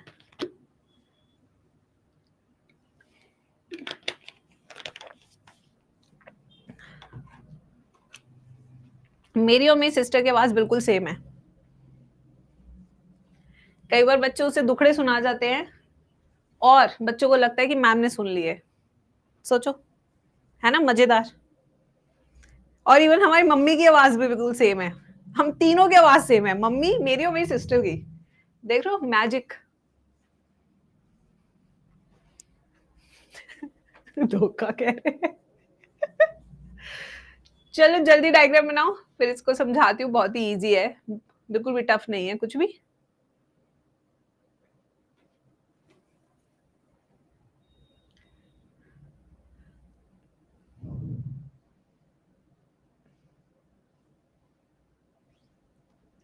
आ जाओ मेरे प्यारे बच्चों, अब आई होप डायग्राम बन गए। Now can we start with the labelling? Yes guys. तो यहाँ पे सबसे पहले हम इस स्ट्रक्चर को डिटेल में पढ़ेंगे भाई, इस स्ट्रक्चर को डिटेल में। तो इसका थोड़ा सा जूम मैं बनाती हूँ, ये लो थोड़ा सा जूम बना रही हूं जिससे कि हम इसको बहुत अच्छे से पढ़ सके। ये देखिए, ये कुछ इस तरीके का होता है, ये देखिए ऐसा, ठीक है? अब इसमें जो ये गोल गोल स्ट्रक्चर है मेरे बच्चों, ये गोल गोल स्ट्रक्चर क्या है? Polar head. क्या है ये? पोलर हेड, जिसको हम हाइड्रोफिलिक भी कहते हैं, जिसे पानी पसंद है, जिसे पानी से प्यार है मेरे बच्चों। फिर इसके बाद जो नीचे वाला हिस्सा है, यानी कि ये वाला टेढ़ा है पर मेरा है वाला हिस्सा, ये क्या है? These are fatty acid chains. ये क्या बच्चों? These are fatty acid chain, fatty acid chain. और ये जो फैटी एसिड चेन है, this makes the hydrophobic part. ये कौन सा पार्ट बना रही है? नॉन पोलर पार्ट, या ये बना रही है हाइड्रोफोबिक पार्ट। ये देखिए, तो यानी कि एक ही मॉलिक्यूल में कुछ हिस्सा पानी से प्यार भी करता है और कुछ हिस्सा पानी से नफरत भी करता है, उससे डरता भी है।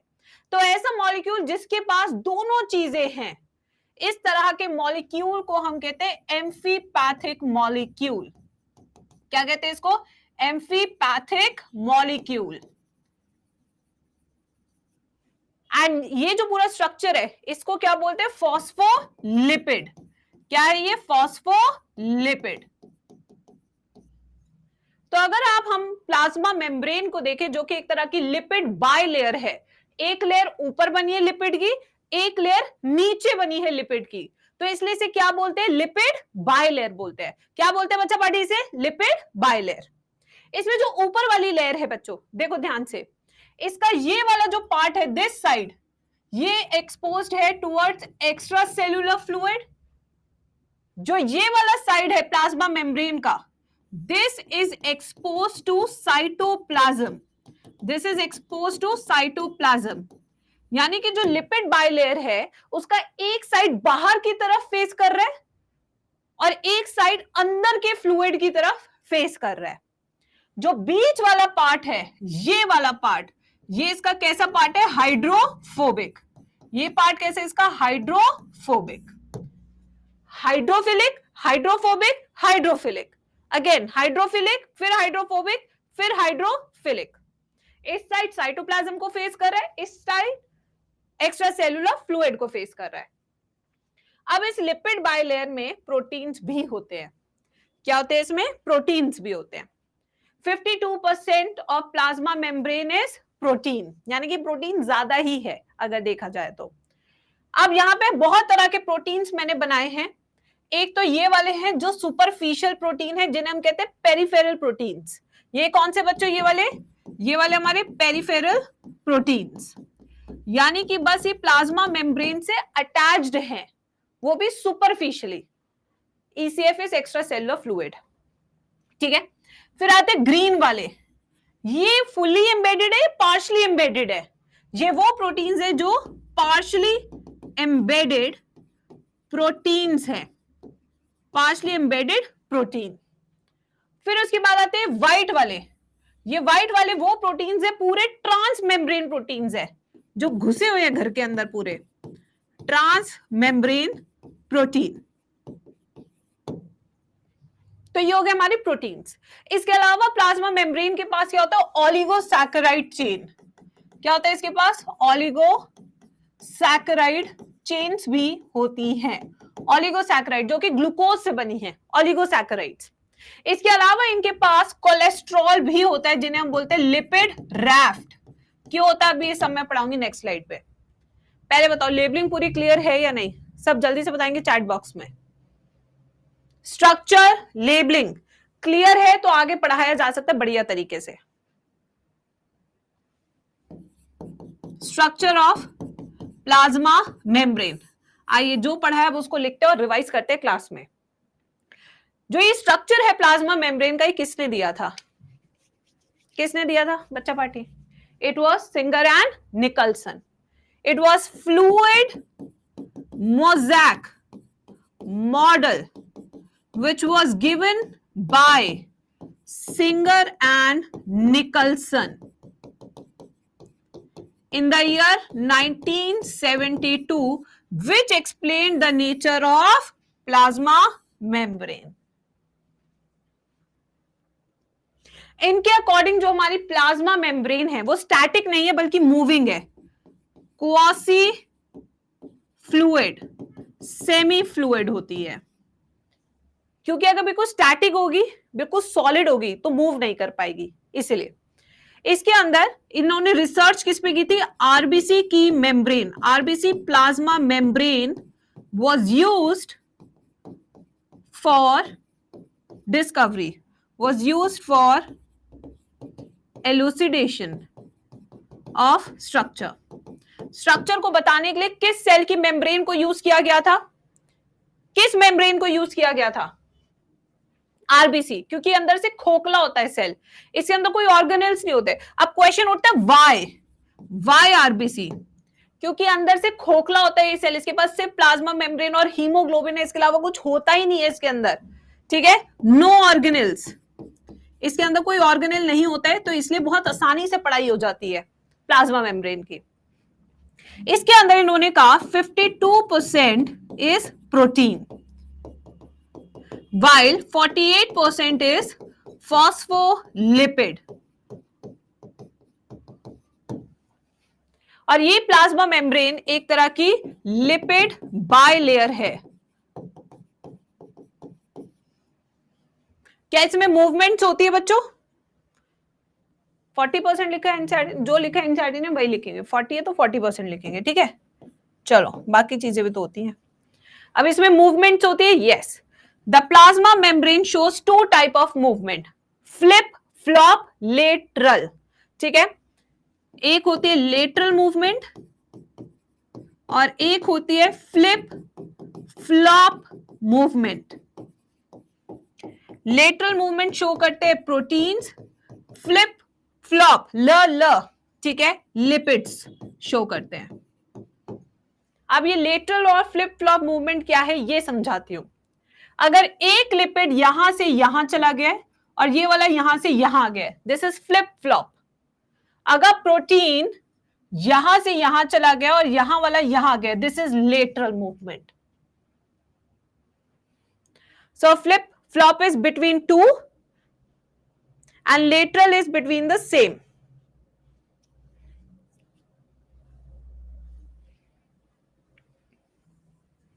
फ्लिप फ्लॉप इधर से और इधर के बीच में हो रही है, लेटरल यहां से यहां के बीच में होती है, सेम के बीच में, सेम लेयर के बीच में।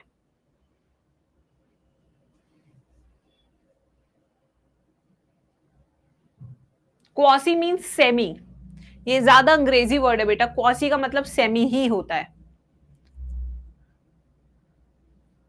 फ्लिप फ्लॉप, ल ल ल लिपिड, ला ला ला ला ला ला ला ला ला ला ला ला ला ला। इतने अच्छे अच्छे गाने तुम्हें सुनने को मिलते हैं, कभी र र र र र र र, बेस्ड ऑन द चैप्टर, ला ला ला ला ला ला ला ला, र र र र र र र। बस गाना गा गा के नीट का पेपर सॉल्व करना तुम लोग।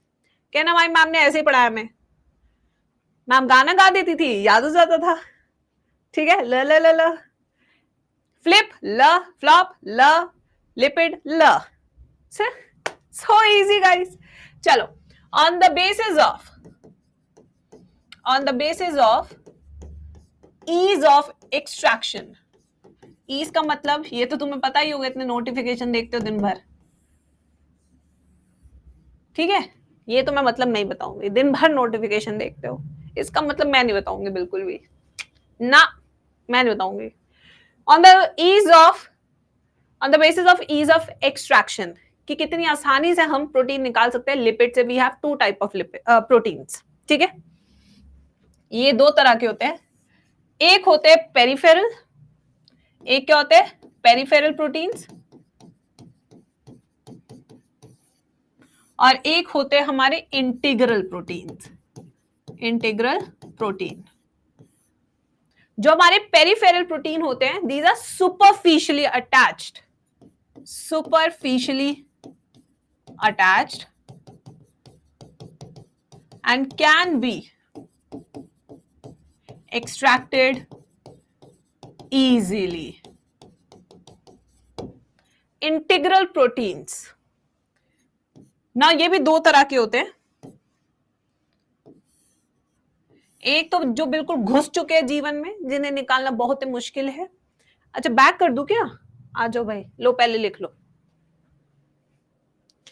कोई 2 मिनट बैक कह रहे हैं, कोई 2 सेकंड बैक कह रहे हैं, चाह क्या रहे हो तुम लोग ये बताओ।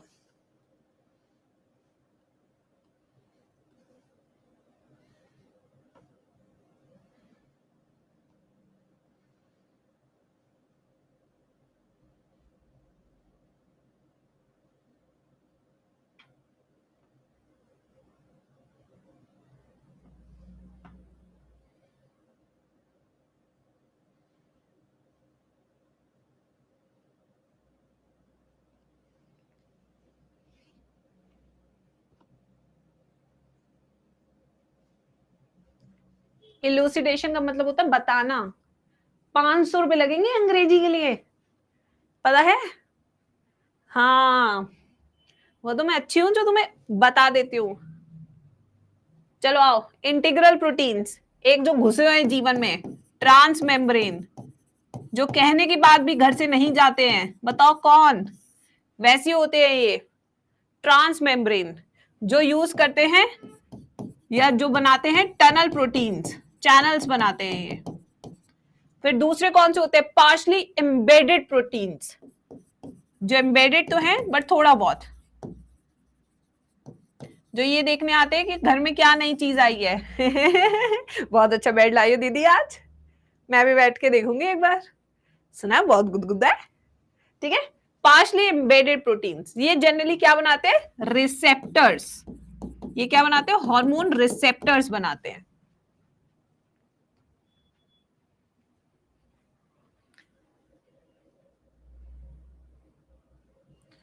अब आते हैं फंक्शंस पे, फंक्शंस ऑफ प्लाज्मा मेम्ब्रेन।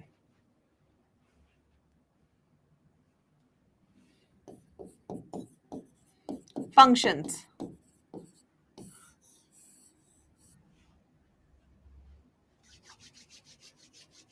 नाम इतना रिलेटेबल कैसे बेटा? This happens. एक बार क्या हुआ था, हम लोग ना स्टीम प्रेस लेकर आए। स्टीम प्रेस लाना पहले बहुत बड़ी बात होती थी, तो हम स्टीम प्रेस लाए। हमारे घर में फंक्शन था, मैं स्टीम प्रेस कर रही थी, ठीक है, स्टाइल मार के। पता है इससे मामी एकदम से प्रेस हो जाती है, देखो मम्मी की साड़ी पे। उस टाइम ये होता था कि अगर प्रेस करनी है तो मैं करूंगी, क्यों? क्योंकि उसमें मजा आ रहा था, स्टीम प्रेस थी, ठीक है। अब तो कोई प्रेस करने को बोले मैं भाग जाती हूँ वहां से। तो मैं मामी को मामी देखो कितनी अच्छी से मम्मी की साड़ी प्रेस होती है, देखो जलती भी नहीं है, ठीक है।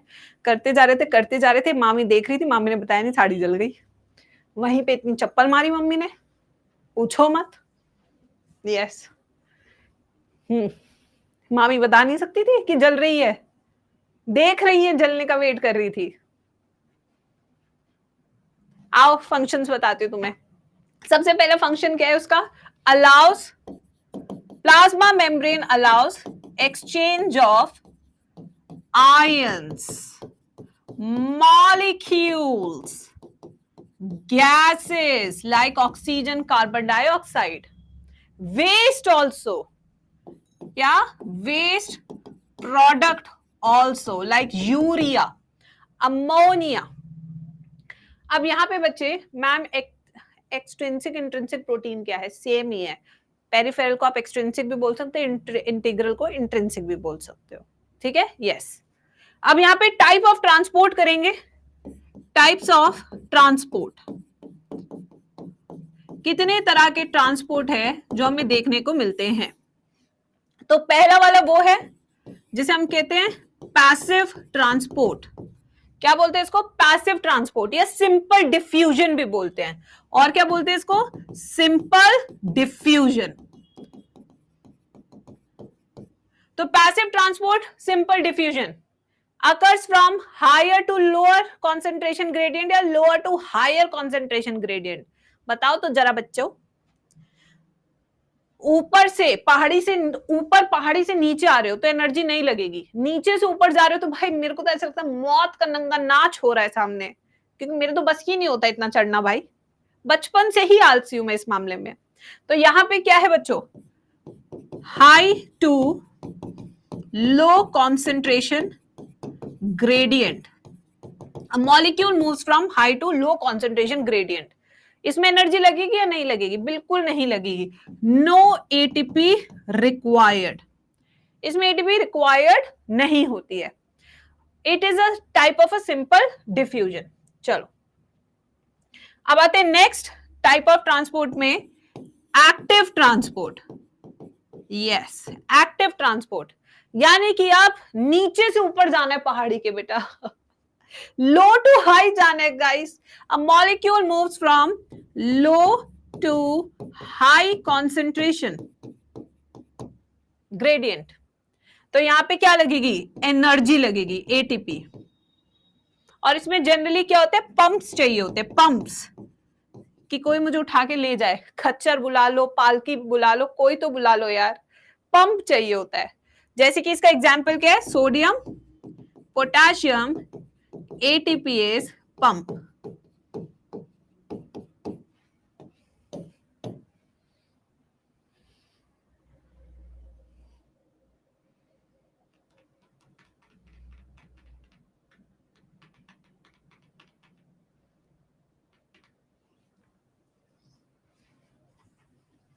नेक्स्ट टॉपिक लिखेंगे एंडोमेम्ब्रेन सिस्टम।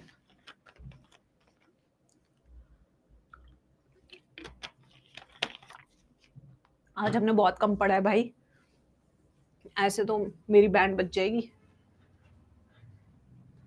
आइए अब नेक्स्ट हम करेंगे C part, which is endomembrane system.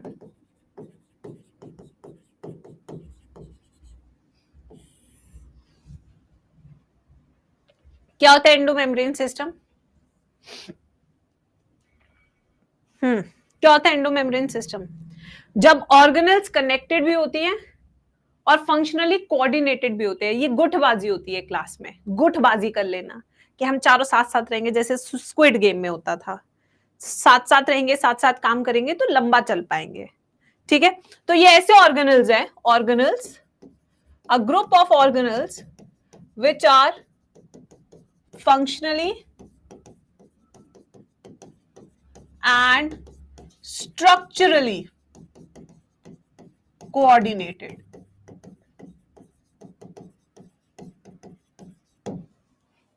इसमें चार आते हैं, इन चारों के अलावा आपको कोई पांचवा नहीं पढ़ना, कोई पांचवा नहीं पढ़ना। चार आते हैं जिसमें आज सबसे पहले हम पढ़ेंगे ER, फिर हम पढ़ेंगे गोल्जी, फिर हम पढ़ेंगे लाइसोसोम्स, और फिर चौथा कौन सा पढ़ेंगे? वैक्यूल्स। चौथा कौन सा पढ़ेंगे? वैक्यूल्स। 4। मैम 2026 में सीजन 4 आएगा। अच्छा नैन्सी, 2026 में सिलेक्शन होगा हमारा? फिर क्या है, तो मैम आप ऐसी बातें करते हो।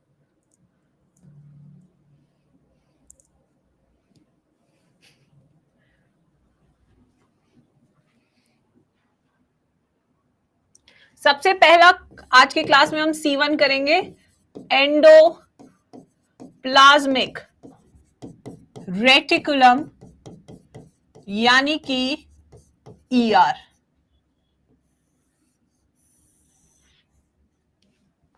डायग्राम बनाएंगे सब बच्चे मैम के साथ मिलके। ओहो, बड़ा बताया तुम्हें हैं? परिणीता, मम्मी, आज मम्मी को कॉल कराओ तुम लोग। चलो आज तुम लोग की मम्मी से ही बात करेंगे। छुड़ाइए इनका टीवी।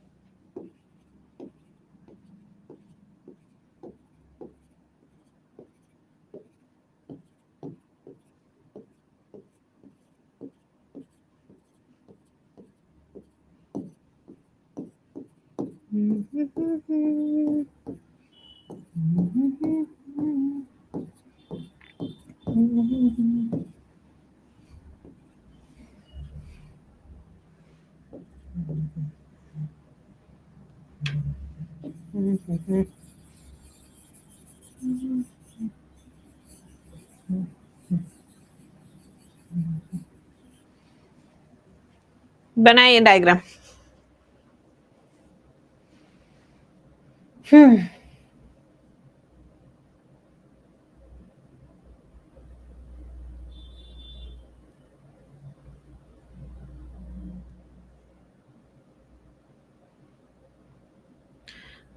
दिल मेरा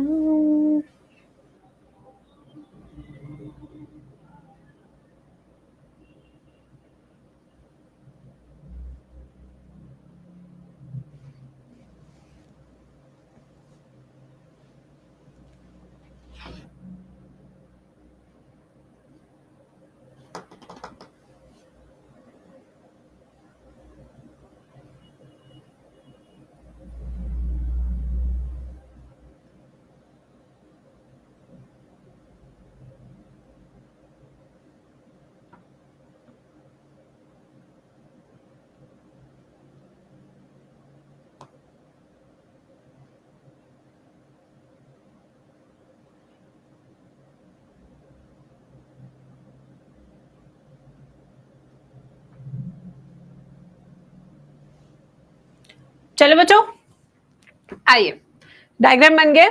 तो ये आपको ER SCR सब देखने को मिलेगा। यहां पे ये राइबोसोम्स है।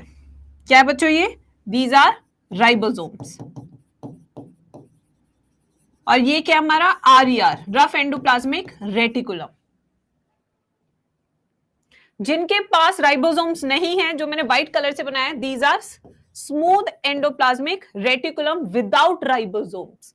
तो एक के पास राइबोसोम है तो वो RER, रफ एंडोप्लाज्मिक रेटिकुलम हो गया। जिसके पास राइबोसोम नहीं है वो स्मूथ एंडोप्लाज्मिक रेटिकुलम हो गया।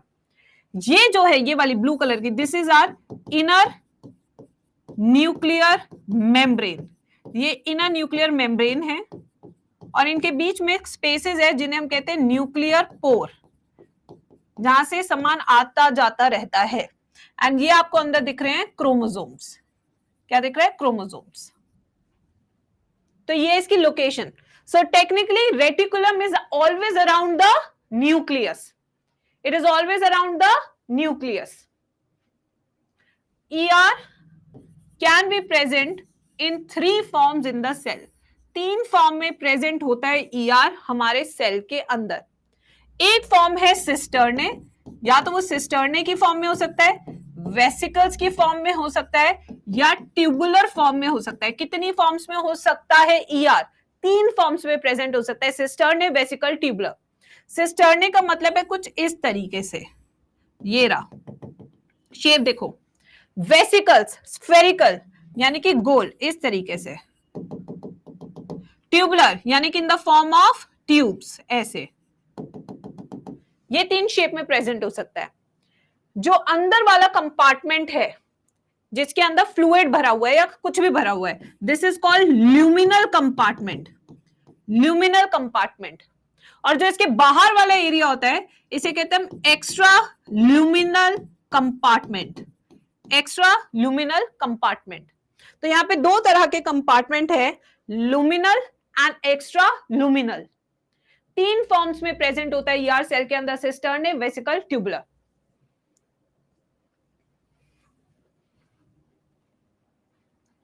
इसमें 2 तरह के हैं, जैसे कि आपने देखा एंडोप्लाज्मिक रेटिकुलम। पहला कौन सा है? Rough endoplasmic reticulum. Now the rough endoplasmic reticulum is continuous with the outer nuclear membrane और inner nuclear membrane। स्ट्रक्चर देख के बताएंगे सब बच्चे। It is continuous with the outer nuclear membrane और inner nuclear membrane। स्ट्रक्चर देख के बताइए। This is a line from NCERT. So RER is a structure which is in continuation with outer nuclear membrane. Now why it is called as rough endoplasmic reticulum? इसे rough endoplasmic reticulum क्यों कहा जाता है? क्योंकि इससे attached होते हैं, attached with ribosomes। और ये जो राइबोसोम्स ER पे अटैच्ड होते हैं ये 80S होते हैं या 70S होते हैं? कौन से हैं? हम यूकैरियोटिक सेल की बात कर रहे हैं, हम ER की बात कर रहे हैं, हम राइबोसोम की बात कर रहे हैं। ये 80S होगा या 70S? मुझे पता था बच्चे कंफ्यूज होंगे, इसलिए मैंने क्वेश्चन पूछा। ये 80S होते हैं। 80S 70S माइटोकॉन्ड्रिया के अंदर होते हैं, क्लोरोप्लास्ट के अंदर होते हैं। इनके फंक्शन देखते हैं। रफ एंडोप्लाज्मिक रेटिकुलम जिसके बाद राइबोसोम है, तो यानी कि कुछ प्रोटीन से रिलेटेड फंक्शन होगा। इनका काम है protein synthesis and secretion. Protein का सिंथेसिस करना और प्रोटीन का सिक्रीशन करना। यही RER प्रिकर्सर होते हैं, प्रिकर्सर ऑफ SER। यानी स्मूथ एंडोप्लाज्मिक रेटिकुलम RER से बनता है। जब इससे राइबोसोम हट जाता है, पुराना हो जाता है, मर जाता है, तो SER बन जाता है।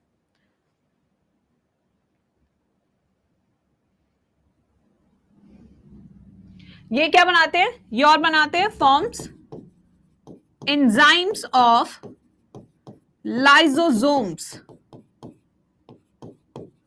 Formed in Golgi. तो जो लाइसोसोम्स के अंदर एंजाइम्स होते हैं खतरनाक वाले, वो भी कहां बनते हैं? रफ एंडोप्लाज्मिक रेटिकुलम में।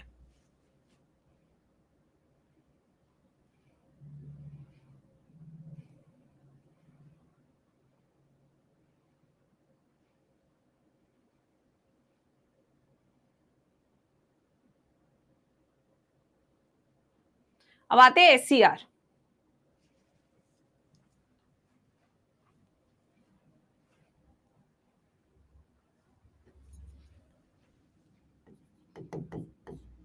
SER smooth endoplasmic reticulum with ribosome, without ribosomes, formed in Golgi. Lysosomes जो होते हैं गोल्जी के अंदर बनते हैं।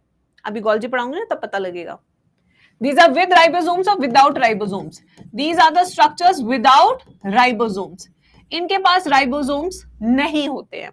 फिर आप कहेंगे मैम इनका फंक्शन क्या है? बहुत सारा और बहुत इंपॉर्टेंट फंक्शन है SCR का मेरे बच्चों. सबसे पहले इनका काम क्या होता है? डिटॉक्सिफिकेशन इन लिवर, क्योंकि लिवर के अंदर सब चीजों का स्टोरेज होता है, सबसे ज्यादा मेटाबॉलिज्म होता है, सबसे ज्यादा वेस्ट भी वहीं पे बनता है, तो उसे डिटॉक्स करना. तो पहला फंक्शन क्या है? Detoxification in liver cells. तो उनको कांस्टेंट क्लीनिंग की जरूरत होती है हमारे लिवर को. Plus main function lipid and steroidal hormone synthesis. यानी कि अगर एस्ट्रोजन, प्रोजेस्टेरॉन, इन सब हार्मोन की बात करें तो वो SCR में बनता है.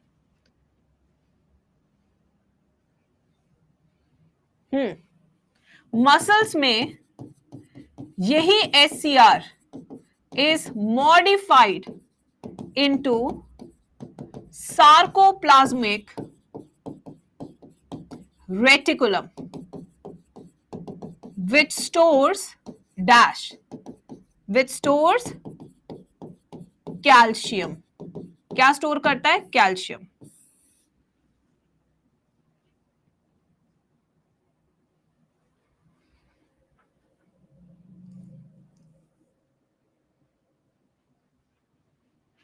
ये फंक्शन है. अब नेक्स्ट आते हैं Golgi. Let's write the heading Golgi.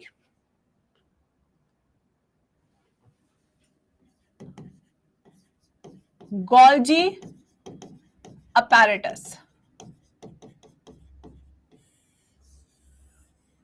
आइए इसका डायग्राम बनाते हैं. पहले diagram is very very important. Store house है ना? हाँ, स्टोर हाउस लिखने से ही बात बनेगी क्या? और कितना कराओगे मैम? रोहन पढ़. देखा, कहा था ना 1.5 घंटा होते ही नानी दादी जो गर्लफ्रेंड नहीं भी है जीवन में वो भी याद आ जाएगी. काल्पनिक कन्याएं याद आ जाती है 1.5 घंटे बाद इन्हें, और तुम कहते हो मैम पढ़ा दो. यस, मैं तो कहा ही था.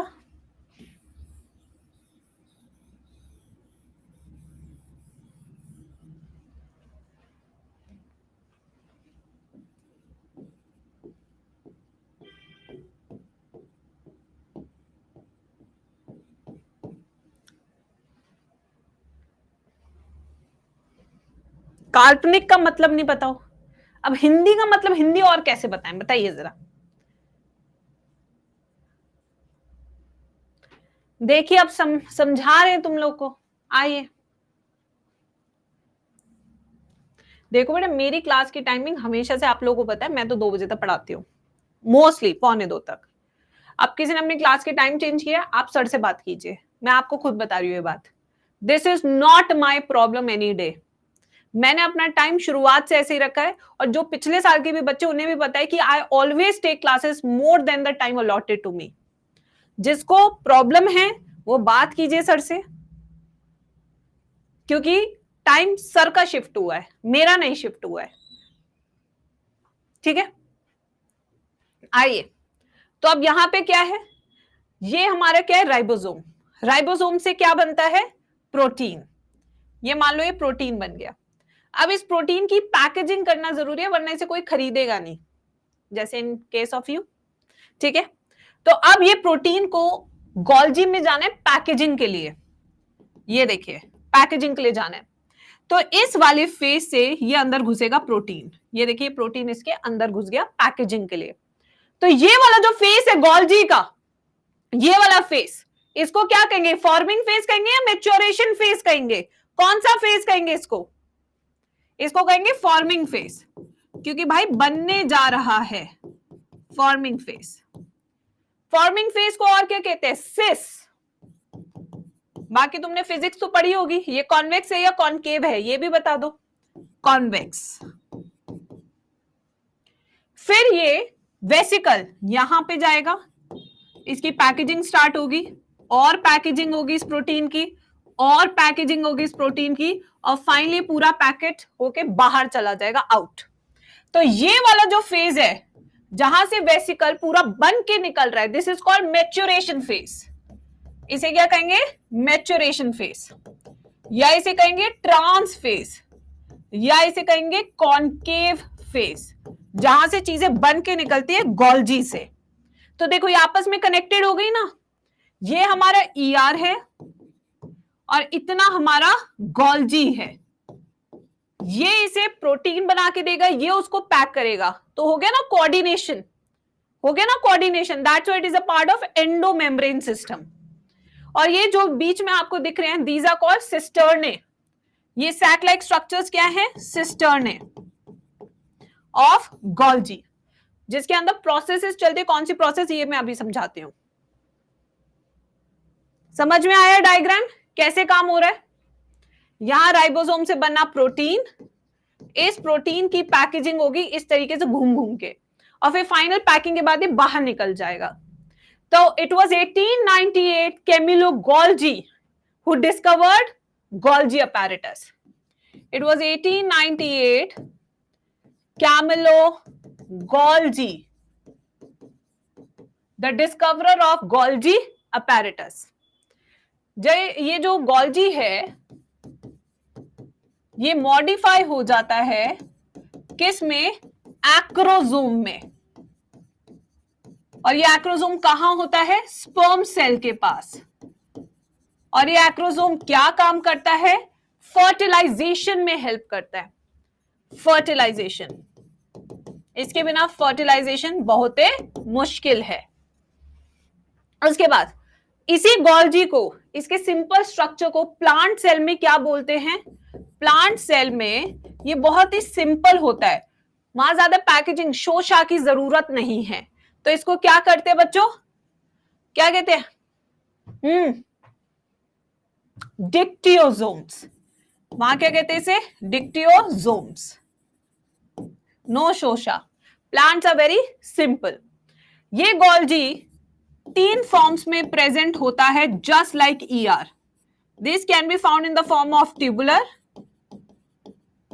सिस्टर्ने, एंड तीसरी फॉर्म कौन सी है जिसमें मिल सकता है हमें? वेसिकल्स। तीनों फॉर्म में मिलता है Golgi.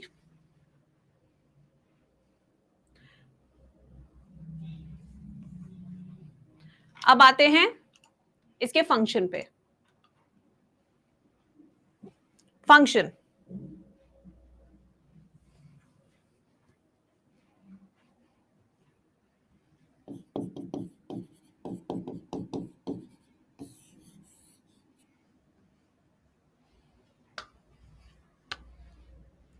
transport and packaging of secretory vesicles, most important function. Transport and packaging of secretory vesicles. Amazon का काम करता है।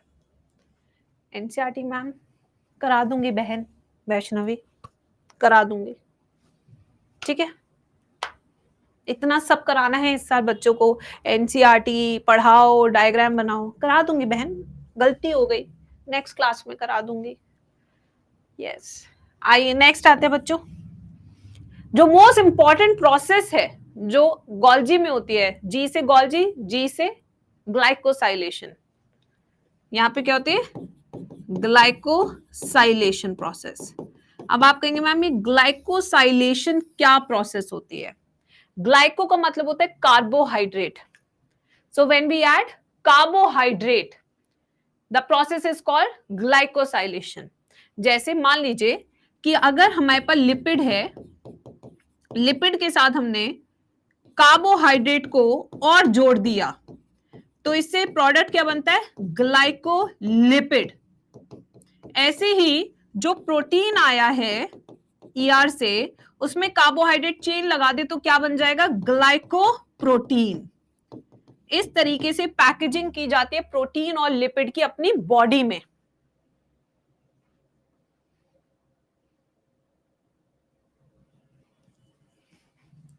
ऐसी जो रूट टिप होती है प्लांट्स की, in root tip of plants Golgi secrete mucilage चिपचिपा सब्सटेंस फॉर लुब्रिकेशन। क्योंकि इतना रेत में होता है, खुरदुरी हो जाती है उसकी त्वचा रूट टिप की, उसको अच्छा नहीं लगता। फिर वो कहते कोई नहीं बहन, चिंता मत कर,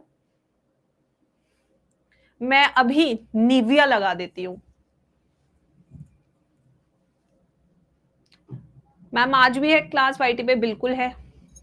प्लांट किंगडम की बिल्कुल है। सखी, हाँ सखी बिल्कुल क्लासेस है।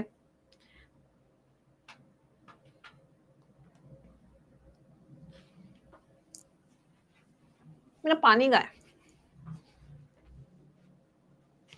2:30 बजे होगी।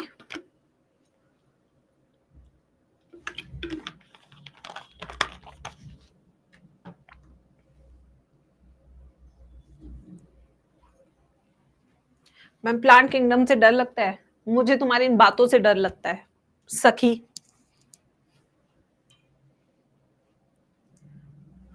मैम आप तो थक जाते होगे ना? नो, मैं तुम्हें पढ़ाने के बाद अपनी बेटी को भी पढ़ाती हूँ जाके घर पे।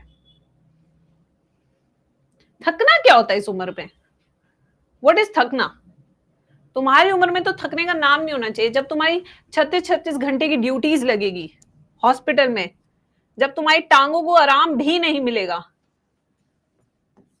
तब तुम्हें पता लगेगा क्या होता है पैसा कमाना। असली तो जिंदगी की सच्चाई तभी पता लगती है। आओ वैक्यूल पे आते हैं, फिर लाइसोसोम करेंगे। Vacuole single membrane bound organelle होता है, और उस सिंगल मेम्ब्रेन को क्या कहते हैं? टोनोप्लास्ट। ये क्या है? सिंगल मेम्ब्रेन बाउंड ऑर्गेनेल है, सिंगल मेम्ब्रेन बाउंड ऑर्गेनेल है। और इस मेम्ब्रेन का नाम क्या है? टोनोप्लास्ट। क्या नाम है इसका प्यारे बच्चों? Tonoplast. Very important question for NEET. What is tonoplast? It is a single membrane around vacuole. Functions देख लेते हैं इसके। Let's do the functions. Vacuole के क्या क्या फंक्शंस है? एक तो इसका फंक्शन है स्टोरेज, और दूसरा क्या फंक्शन है? एक्सक्रीशन।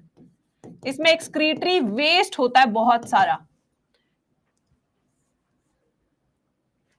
3 तरह के वैक्यूल्स हैं, contractile vacuole, gas vacuole, food vacuole. 3 तरह के हो सकते हैं, gas vacuole, food vacuole, contractile vacuole. Gas vacuole किस लिए होता है? बाइंसी के लिए, बाइंसी। और किस में मिलता है? प्रोकैरियोट्स के केस में। किस में मिलता है? प्रोकैरियोट्स, जैसे green sulphur bacteria, iron sulphur bacteria. Food vacuole खाना, store food, plants, store food किसमें? प्लांट्स में। कॉन्ट्रेक्टाइल वैक्यूल अमीबा में मिलता है, प्रोटिस्टा। क्या काम होता है? Osmo regulation.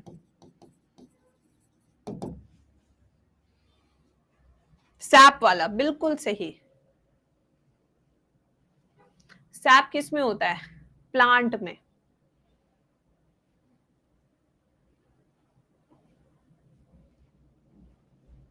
This tonoplast allows exchange of molecules.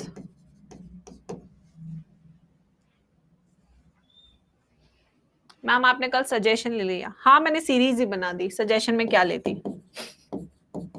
मैं भूल गई थी सजेशन लेना, काम मुझे करना था तो मैंने सीरीज बना दी उठा के इंस्टाग्राम पे। हाँ एनिमल में भी होता है वैक्यूल, छोटे साइज के होते हैं। ये देखिए इस तरीके से होता है lysosome. Lysosomes are commonly called as suicidal bags. They are commonly called as what बच्चों? Suicidal bags. कई बार अपनी जिंदगी की नेगेटिव थॉट्स को भी मार देना चाहिए बच्चों। इनका पीएच क्या होता है, अंदर से बहुत एसिडिक होता है। पीएच इनका क्या होता है, 4 से 5 के बीच में होता है, एसिडिक होता है।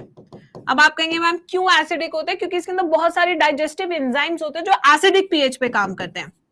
इसके अंदर डाइजेस्टिव एंजाइम्स होते हैं जैसे अमाइलेजेस, जैसे लाइपेजेस, जैसे और बताओ प्रोटीएजेस, जैसे प्रोटीएजेस, ये सारे ऑटो डाइजेशन में हेल्प करता है। बिल्कुल सही, हाइड्रोलिटिक एंजाइम से।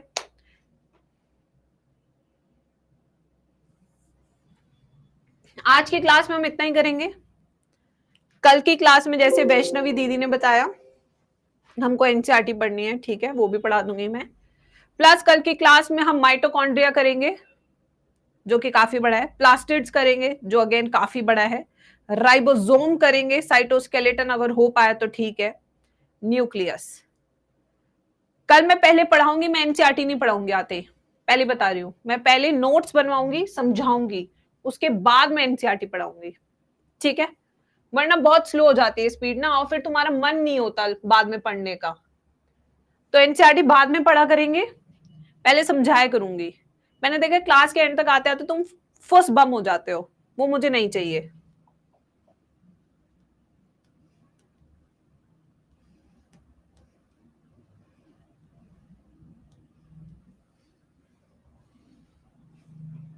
ठीक है, 2:30 बजे प्लांट किंगडम रीडिंग, ठीक है, कर लो यार प्लांट किंगडम, ये सब जितनी बार पढ़ो पता उतना अच्छा है। इतनी बढ़िया एनसीईआरटी मार्किंग करा रही हो ना तुम, मुझे याद रखोगे जब तुम्हारे 350 से ऊपर ज्यादा नंबर आएंगे ना, थैंक यू करने आओगे मुझे, सच बता रही हूँ। कर लो, इससे ज्यादा कोई एफर्ट ले ही नहीं रहा और ना ही कोई ले सकता है। ठीक है, चलो बाय बाय।